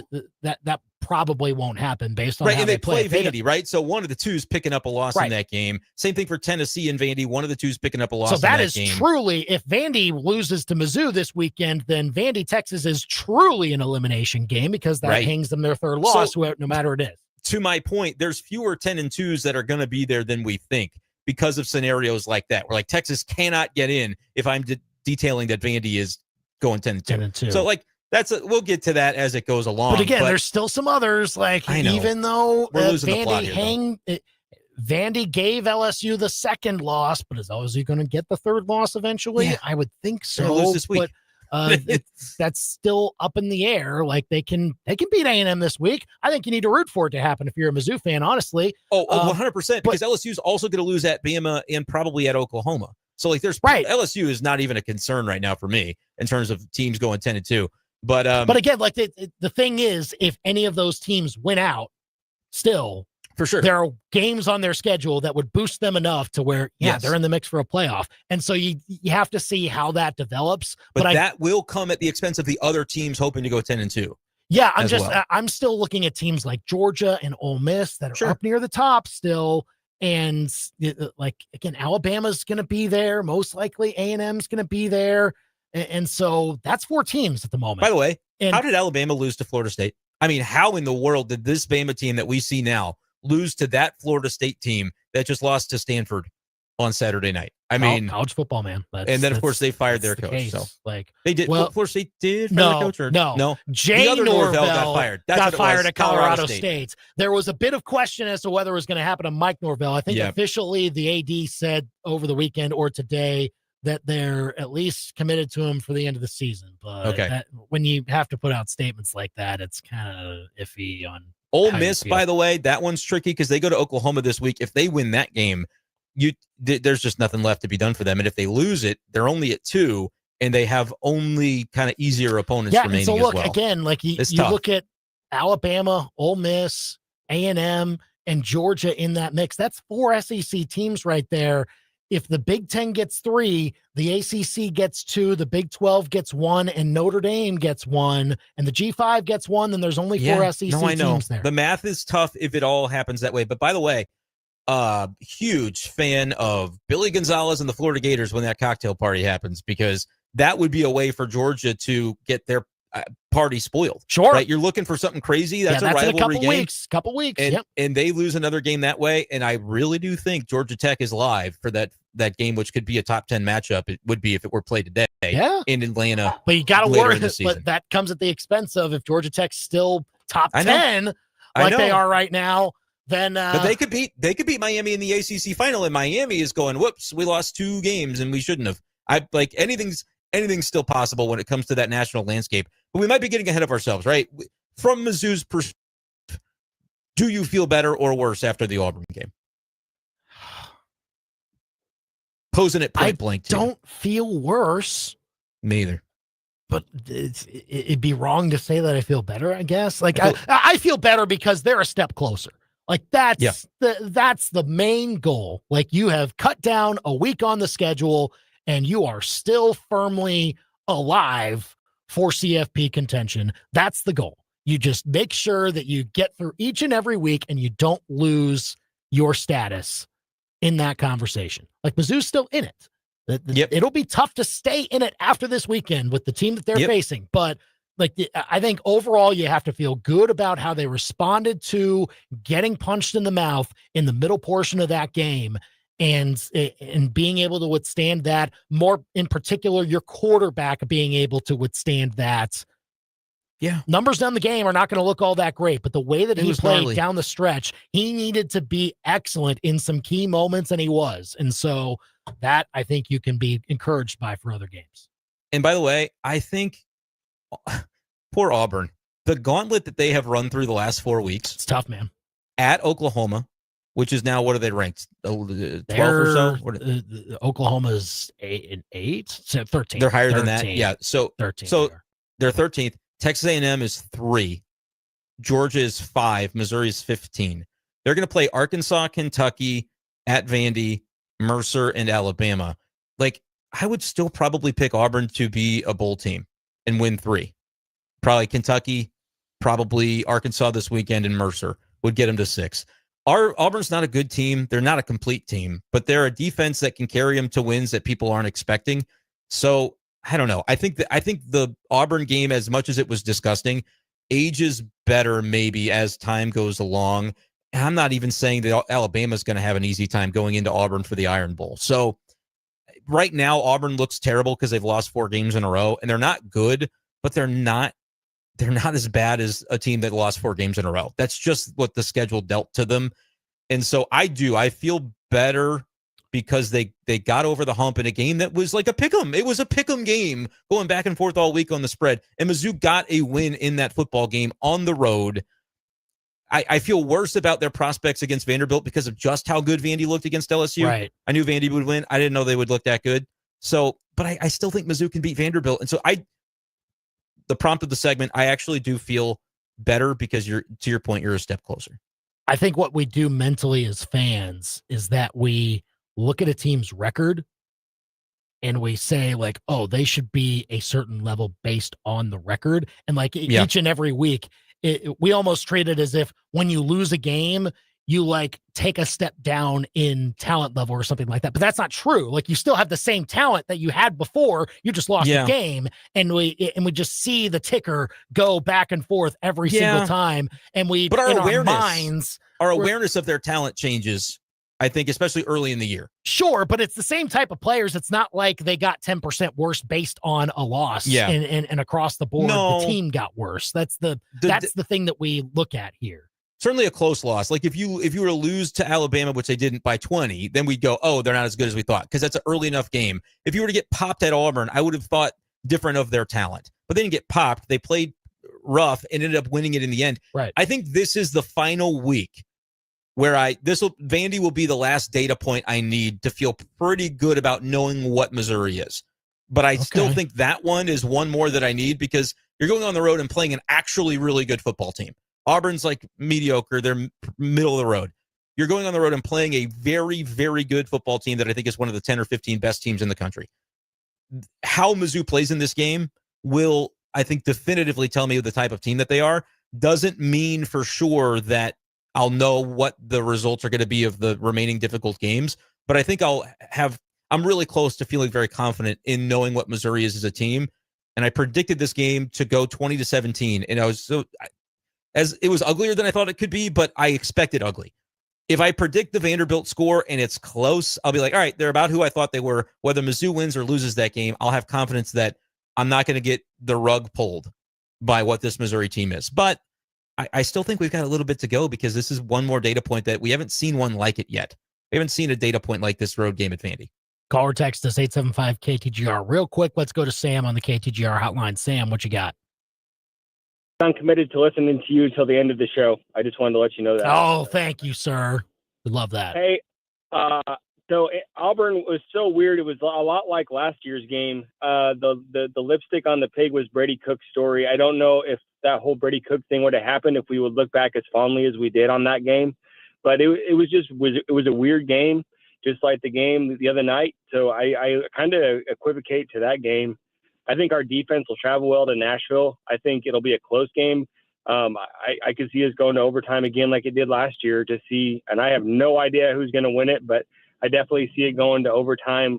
Probably a lot of points, I would guess, on one side, but it'll be interesting. Hopefully the D can rush the passer. We've done pretty well against mobile quarterbacks so far.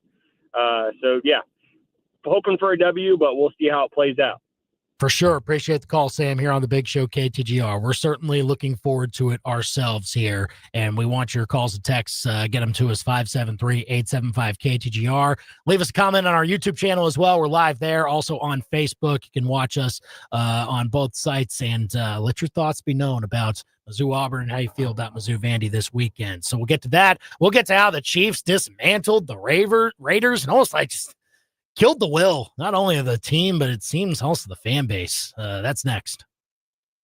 Breaking down the Tigers, Cardinals, Chiefs, and more like no one else. The Big Show continues next on KTGR. Hi, everyone. Andy Humphrey here for Lee's Tire Company. They are round for you, and if it's round and rubber, Lee's sells it. They want to also remind you that it is Breast Cancer Awareness Month, and all this month they are bringing back their Brakes for Breasts campaign. What this means is that you can get a qualifying brake job at Lee's Tire Company all throughout this month, and you can either get $40 back or you can donate that $40 to breast cancer research. And on top of that, Lee's Tire Company will match that $40 donation. Just another way that Lee's Tire Company not only knows how to get you the right tires, how to work on everything else on your vehicle, but also help make a difference, especially during this month as we try to fight that nasty disease called cancer. So again, if you get a qualifying brake job at Lee's Tire Company at any of their 3 locations, 2 of them in Columbia, 1 in Centralia, you can either get $40 back or donate $40 to breast cancer research, all during the Brakes for Breast campaign at Lee's Tire Company. If it's round and rubber, Lee's sells it. Go to leestirecompany.com. Always ahead of the curve? Seem to know what's going to happen? Like a prophet? Prove it, Nostradamus, with Profit Shares. Predict the outcome of every black and gold game or whoever your favorite team is. It's all at Profit Shares, and it doesn't cost a thing to play. Make your predictions risk-free and win prizes like gift cards to Amazon, Chick-fil-A, and other favorites. Or donate your winnings to charities. Contests are open now. Play for free at ProfitShares.com. PROPHET shares.com.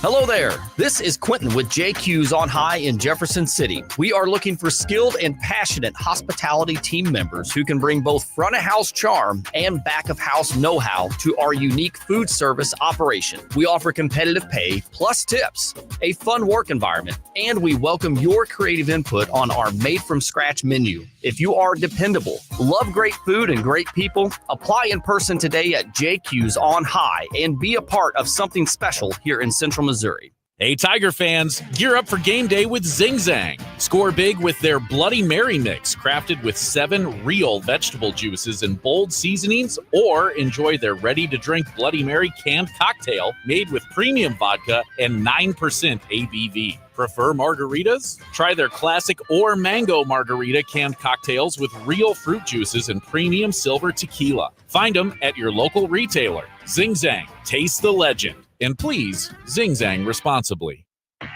I'm Michael Agnew with API Project Fitness. At API, we're dedicated to helping you reach your fitness goals with workouts that are motivating, challenging, and effective. Our group classes are high energy and designed to maximize your time with efficient movements and smooth flow. There are real results here to find, whether you're just starting out or ready to push it to the next level. API is where hard work meets progress. Everyone needs a fitness routine. Let us be yours. Sign up today for a free trial at apiprojectfitness.com. When my child was in grade school, I signed them up for Cub Scouts. I wanted them to make some friends and have fun. I had no idea the impact it would have. I did it. Today, they're a confident high schooler who helps without being asked and actually talks to me. Scouting gave them confidence, lifelong friendships, and values that stuck.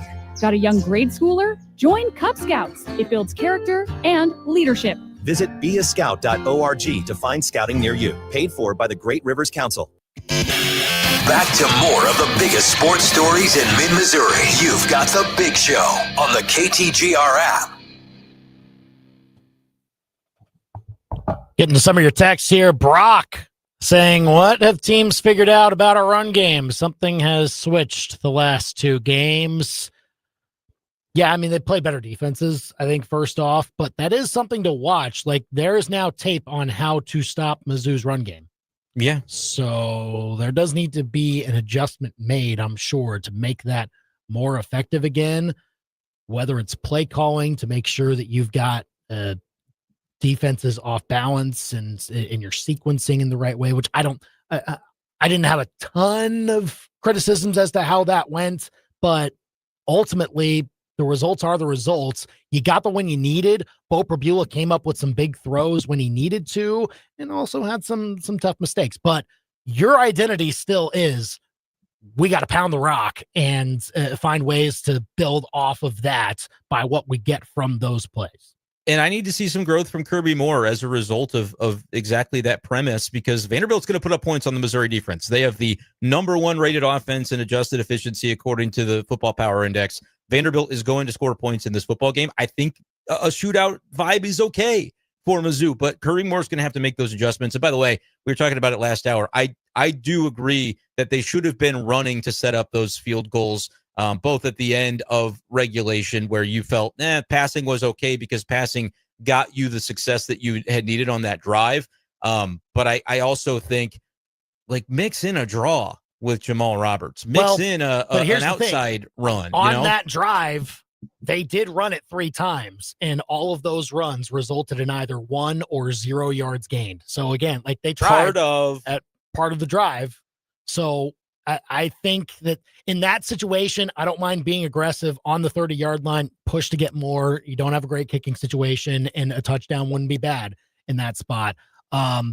At the first overtime, when the clock is not a factor and you're at the 25, then sure. Should have ran it then too. Get some runs in there. Part of the adjustment that I'm asking for from Kirby Moore is the type of running plays that they run. Figure out why is it that we're getting beat on the interior of the line, who's struggling, what assignments should be mixed up a little bit to give that player more of an advantage, whether it's the guards, whether it's Tollison, whatever is happening. I can't pretend to know on every play, like watching it live. Oh, this is, and we don't know the assignments either. So that's number one. I think that when they found a little bit of success, they got Hardy off tackle and you're stretching a little bit further away from the middle of that defense. John mentions here on our YouTube channel, happy to get the win, but worried about the offensive line against Vandy. I think, they won't have quite the same run defense plugging it up the middle as Auburn did, but still respect it and consider, varying the types of running plays that you call to be able to get Hardy into space, because once he's into space and gets ahead of steam, that's when he's breaking all the tackles and is going to have a pretty big day. So I'm hoping to see that on Saturday. Call or text us with what you think, 573-875-KTGR here on The Big Show. All right, the Chiefs put the dang hurt on the Raiders. There's just nothing to speak of for the Raiders in that game. After the first drive of the second half, like vintage Chiefs, you score late in the first half, you get the ball to start the second half, you score again, and it's 28-0 and the game's over. Like, it's just like that's it. It's all we don't need to see anymore. Like the Raiders were held to 95 yards of offense. That's it. 95 yards of offense. We were tying ourselves in knots, or at least I was, trying to figure out a way to predict that this game was going to be closer than we thought. Like the Chiefs would come out flat. Like there were none of the markers, though, for me leading up to this game other than they're playing the Raiders. Like if anything, with how they handled the Lions, you should feel like we're about to see the best version of them all season, because they're just as giddy as my fantasy teams were to get Rashee Rice back. And that's what played out. Like there was no sleeping through this game or any sort of letdown. I'm sure there will be one, like ebbs and flows of a season. There might be one where they have to win close against a team that's of the Raiders caliber and we're expecting a blowout going in, but that just never felt like it was going to be that game. And look, the Chiefs are now the offense is now fully operational. Like you could talk about the left tackle situation, but that's one that we can't really. Okay. There's nothing we can do about that. Sure. You know what I mean? Yeah. I mean, whatever that is, I will say though, Jalen Moore has not been a liability from what I've seen. He's been fine. Like that's been great to see from that. Now, also watch the Trey Smith injury. He did get hurt in that game. Okay. I don't know if there was anything new on his injury. We did learn that on the defensive side, Omar Norman-Lott tore an ACL. He's out for the year. So that puts some strain on the defensive tackle room that was already kind of thin. And now you've lost the rookie that you drafted in the second round this past season for the rest of the year. So that's not great. We'll see how the Chiefs adjust to that on defense, because they do, outside of Chris Jones, they don't have a lot at the D tackle spot. So that is something to watch. I don't know if this was a huge microcosm of what you're going to see now defensively from the Chiefs, because I think both the Chiefs and the Raiders created what happened on the offensive side of the ball when the Raiders had that. Raiders I think it's self-inflicted, man. Just Pete Carroll, I get it. Yeah. It's nice that he came in and tried to stabilize things. I actually don't think it's nice. Hand off. Like he always seemed like a bridge. It's setting back the franchise. Because he's a bridge. He's not going to work. He's a bridge to the next guy, whatever it is. So that's that. But pass catching wise, Chiefs got everything they could want. Rashee Rice back in the fold, and he very much led the team in targets. He had 10 targets. Nobody else had more than 5, I believe. No other wide receiver, I believe, had more than 4. And so you're looking at the guy who immediately, right out of the gate, coming back from suspension, is the focal point of the offense. And he showed that by scoring twice. Actually, the only one that had a 4th reception was Brashard Smith. Yeah. And five keep doing that. receptions. Yeah. He's really good as a receiver. I mean, keep doing that. He wasn't really efficient as a runner. It was kind of more opportunity late in the game. Kareem Hunt was a little banged up, and you were ahead by so much.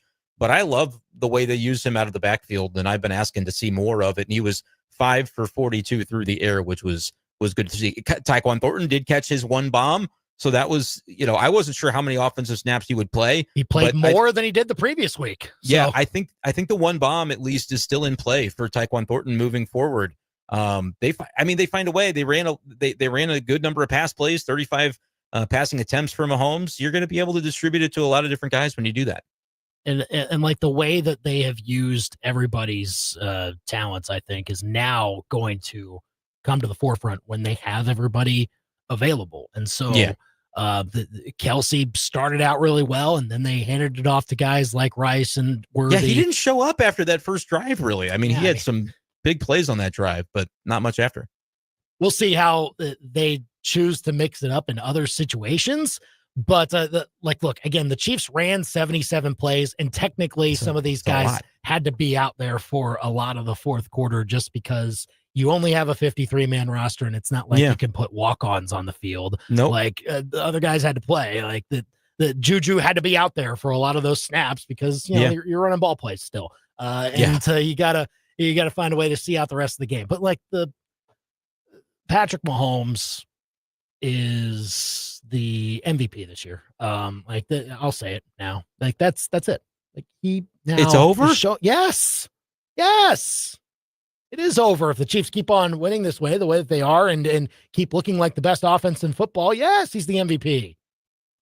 But I'm just saying, I don't think we can crown him in the middle of the season. But it's my expectation that he'll win the award for sure. It's just now he's got everything at his disposal. Yeah, he's going to put up some numbers. He is able to operate the way that he should.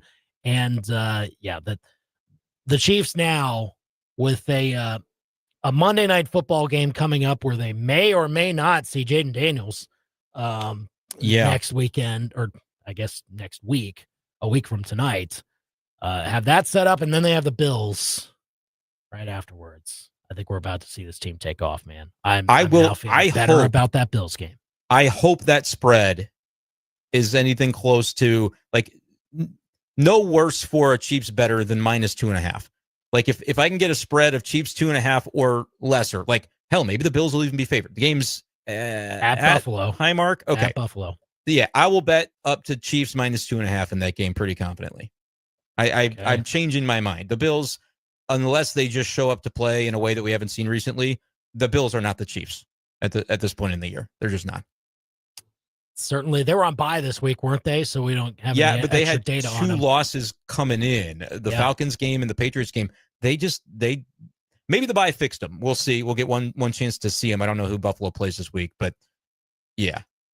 Bills are at the Panthers. That's that's not going to tell us anything though. They could blow Panthers them out. are 4-3. They got to play the Jets this week. I was so stupid. I thought the Jets were going to win that game. The Cowboys, the Dolphins, and the Falcons this year. I'm just saying, it's you go to their place. It's not a given. Not a given. The Sunday parlay was Eagles, Philadelphia, which both worked out. But unfortunately, I don't know why I thought the Jets were going to win that game, but that was the other piece, and didn't work out that way. Justin Fields got actually benched for Tyrod Taylor, which maybe we get so bad that it's Brady Cook time. Come on. Which is not to say like, oh, you're bad, so you got to play Brady Cook. I'm saying like Tyrod Taylor came in through an interception. Like he's not moving the ball for you. They're 0 whatever. If they get to 1-10, why not throw Brady Cook out there a few games to end the season? Just see what you have in him. And if you don't have anything, you move on. But I'm rooting for that at this point. For Tyrod Taylor and or Justin Fields to be so bad that they're like, all right, maybe Brady Cook is the guy.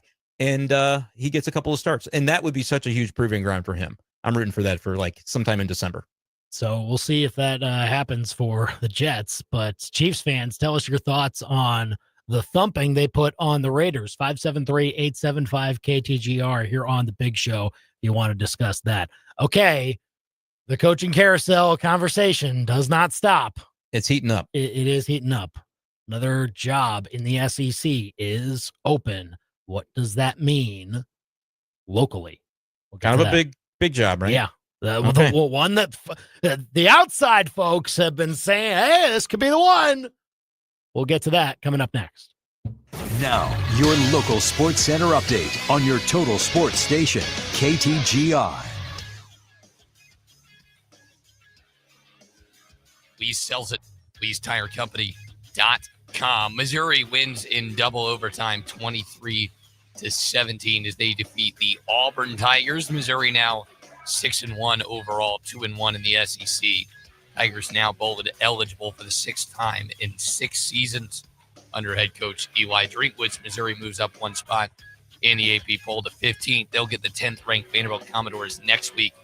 Game time for that set for 2:30. Hear that one on KTGR. Yuengling Tiger Game Day show begins at 11:30. The Chiefs rolled 31-0 against the Las Vegas Raiders. They've now won 4 of their last 5 games. How about Rashee Rice? 7 catches for 42 yards and 2 touchdowns in his return. Rookie defensive line Omar Norman Lott did sustain an ACL injury. He's now done for the season. Chiefs will play next Monday against the Washington Commanders. The status of Commanders quarterback Jaden Daniels is still under question. Your ABC 17 Storm Track forecast is with Billiards on Broadway. It's home to fresh hand-patted burgers, fresh-cut fries, and a long list of Missouri beers on tap. And don't forget the pool tables and huge TVs. Get to Billiards on Broadway in downtown Columbia.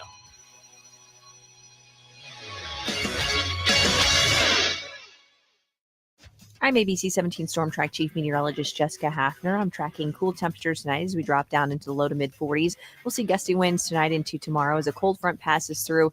Temperatures only make the low to mid 60s tomorrow, but we have mostly sunny skies, wind gusts up to around 30 miles per hour. Chilly by tomorrow night as we drop into the upper 30s to around 40.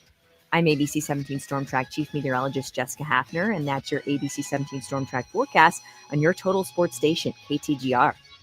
It may not be a Tiger home game, but the party still goes on. KTGR and Yuengling are hosting watch parties for every MU football road game this season at the Deuce Pub and Pit. Hang out with the hosts of The Big Show. Enjoy free flight by Yuengling while they last and root on the Tigers. Plus free giveaways and a chance to win tickets for future football and basketball home games. Hey, it's Andy. We'll see you at the Deuce this Saturday at 2:30 when the Tigers take on Vanderbilt. Find all the details on the KTGR app.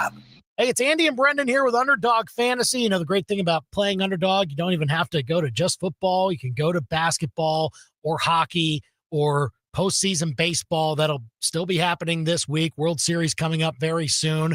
But hey, Brenden, 2 Monday night games. That's not too bad on the football side. What are you looking at for Underdog? Well, you know, I always like to try to think outside the box. So with 2 different football games tonight, I'm looking at running backs from 2 different games, but I'm going receiving yards on all of them. Jahmyr Gibbs, higher than 26.5 receiving yards. David Montgomery as well, higher than 9.5 receiving yards in a favorable matchup for running backs through the air against the Bucs. And then I'm going to the late game. Woody Marks, higher than 15.5 receiving yards. All in all, that's an 11x multiplier on Underdog for Monday night. I'm excited about this one. Yeah, when you play Underdog and you put more and more picks in your entry, it could pay out even higher. So if you get all those picks in your entry right, you could win up to 5,000 times your money just by going higher or lower on player stats. It's that easy. Go and download the Underdog app today and use our promo code KTGR to score $100 in bonus funds or bonus entries when you play your first $5. That's promo code KTGR. Underdog. Make plays, win money. Must be 18 plus and present in Missouri. Terms apply. See assets.underdogfantasy.com/web/play and get terms _DFS_.html for details. Concerned with your play? Call 1-800-GAMBLER or visit ncpgambling.org. Before the sun comes up and long after it sets, ABC 17 News and Storm Track Weather keep working for you, gathering the information your family needs to take on the day, alerting you to breaking news and health and safety concerns in our area, plus tracking the latest weather conditions to help you plan ahead. It's everything you need to know from the team you trust most. ABC 17 News and Storm Track Weather, where the news comes first. From Branson Landing to the Capitol Dome, Union Station to the Tigers' home. Big old service is 'cause Missouri is best. Our trusted team outpaces the rest. Get our healthy car special for only $39.95 from your Missouri-owned and operated Big O. Show me safe coverage wherever you go. We've got you covered at Big O.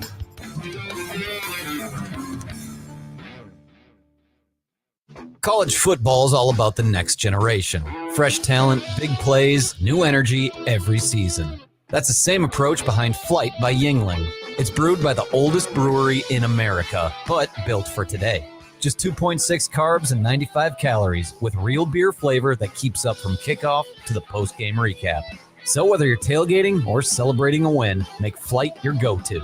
Flight by Yingling, the next generation of light beer. DG Yingling & Son, Pottsville, Pennsylvania. Your to-do list keeps growing. Stop and breathe, because Bax Homeworks has the ultimate team for getting things done in 2025. Big or small, they truly do it all. So simplify the workflow and leave all that to Bax. Bathroom remodels? Check. Building the best deck? Yep. Patching the drywall? Easy. What part of they do it all did you not understand? Schedule your free estimate today. Then sit back while Bax Homeworks does their thing. Find them on Facebook or at BaxHomeworks.com. Bax Homeworks, getting your to-do list done. Hi, I'm Tristan Colon, Mizzou grad and 6-year NFL veteran. I'm Charlie Stickland. And I'm Sarah Stickland-McDonald of the Stickland & Stickland Injury Law Firm. In football, home field advantage can make all the difference. The same is true when choosing your injury lawyer. We're locals. We know the courts, we know the towns, we know the people. Just as I protect my team on the field. Our family will protect your family. When sorry just doesn't cut it. Push back with Stickland & Stickland. They can't shoot it straight on the golf course, but they can shoot straight on the biggest sports stories in mid-Missouri. Back to Andy and Brenden on The Big Show on KTGR.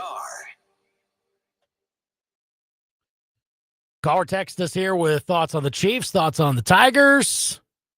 Big wins for both this weekend. 875-KTGR here on The Big Show with Andy and Brenden. On YouTube as well at KTGR Sports. On Facebook at facebook.com/KTGR Big Show. Leave a comment there. We'll get to those as well. Okay. Coaching carousel continues, Brenden. Now, yes, it does. Florida is open. It was one that we thought would be open maybe around this time last year. Didn't happen that way. No, because what happened is they won some good games down the stretch and saved Billy Napier for the time being. The fact that the boosters got together reportedly with Scott Strickland, the Florida AD, before this Mississippi State game, and we're like, we can't let him coach in the cocktail party because if he wins it, then we'll be compelled to keep him.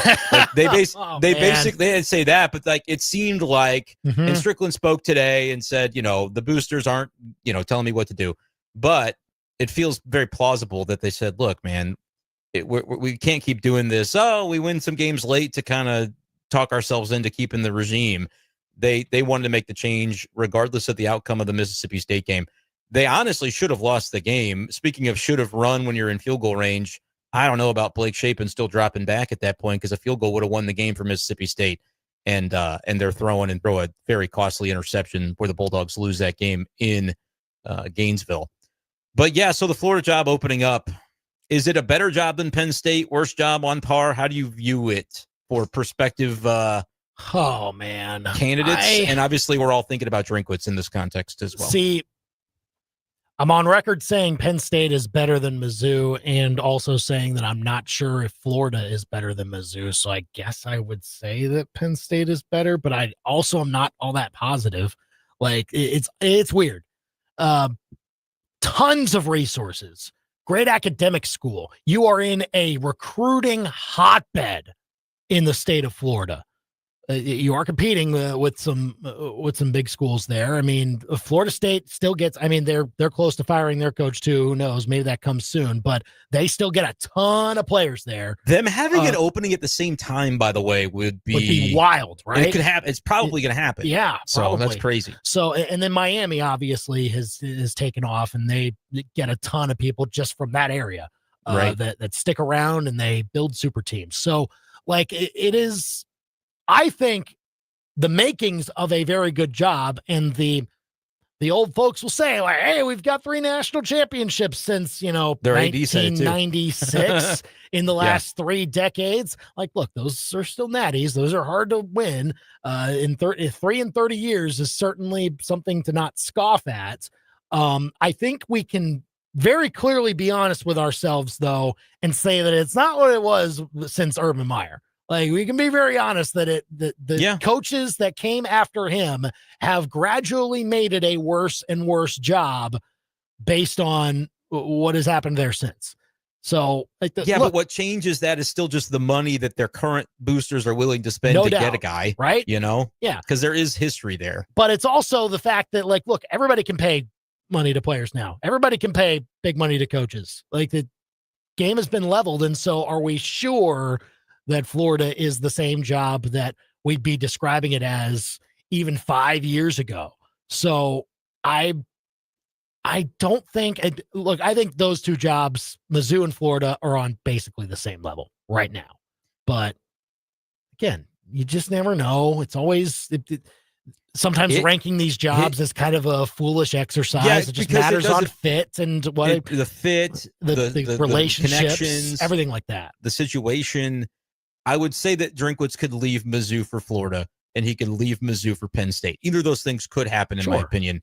I'll be rooting for Lane Kiffin to take the Florida job, but obviously he's coaching a team that's ranked in the top 15 right now, too. So we're not going to know this. Yeah, I don't know. And maybe why would he leave unless he's just, whatever. Lane Kiffin, who knows the reasons that Lane Kiffin makes some of the decisions that he makes. There's that documentary out where he said he didn't go to Florida the first time because his daughter asked him not to, and then he didn't. So, like, who's to say on that one? But The Athletic has an article out just today, I believe. The title is Florida, No More Messing Around. Go get Lane Kiffin or Eli Drinkwitz, from Seth Emerson. That's from this morning. So, like, Drink's name's going to be up there for what I consider to be the 2 biggest openings right now, Penn State and Florida. Yeah. I do not think it is outside the bounds to say Mizzou needs to get something done with him, or I am going to be highly skeptical that he's going to remain. I think, and again, you could say, well, Brenden, they just extended him. Totally understand that. And this will be a topic beyond just today, obviously. We'll talk about this potentially all year as Mizzou continues to hopefully win football games. But we saw Cignetti get that Godfather extension, and I wouldn't hate Drinkwitz getting that before we go to Nashville. Like, I assume they're trying to work on it, but if they try to work on it, he doesn't sign it, then I'm going to be like, well, and we'll never know, obviously, if that's happening behind the scenes. So that's where the speculation gets dicey. But I would say my temperature's going up a little bit on it. Not specific for Penn State or Florida, but my temperature's rising. No, the more jobs that open, it becomes more of a conversation. Absolutely. Yeah. So Mizzou can pay to keep him, though. I hope that's what they do. So that conversation won't end until the season ends, obviously, but there's still a season to be played, and we'll keep breaking down everything here on The Big Show. Thanks to Bill Connelly of ESPN for joining us. Chiefs Kingdom Show next, and then ESPN Radio's coverage of Game 7 of the ALCS at 7 p.m. Blue Jays Mariners. Don't miss that. He's Brenden. I'm Andy. We're done for now. We all hear the radio ads about the IRS. They tell you to be afraid, to be scared, and they try to frighten you into calling. I'm not here to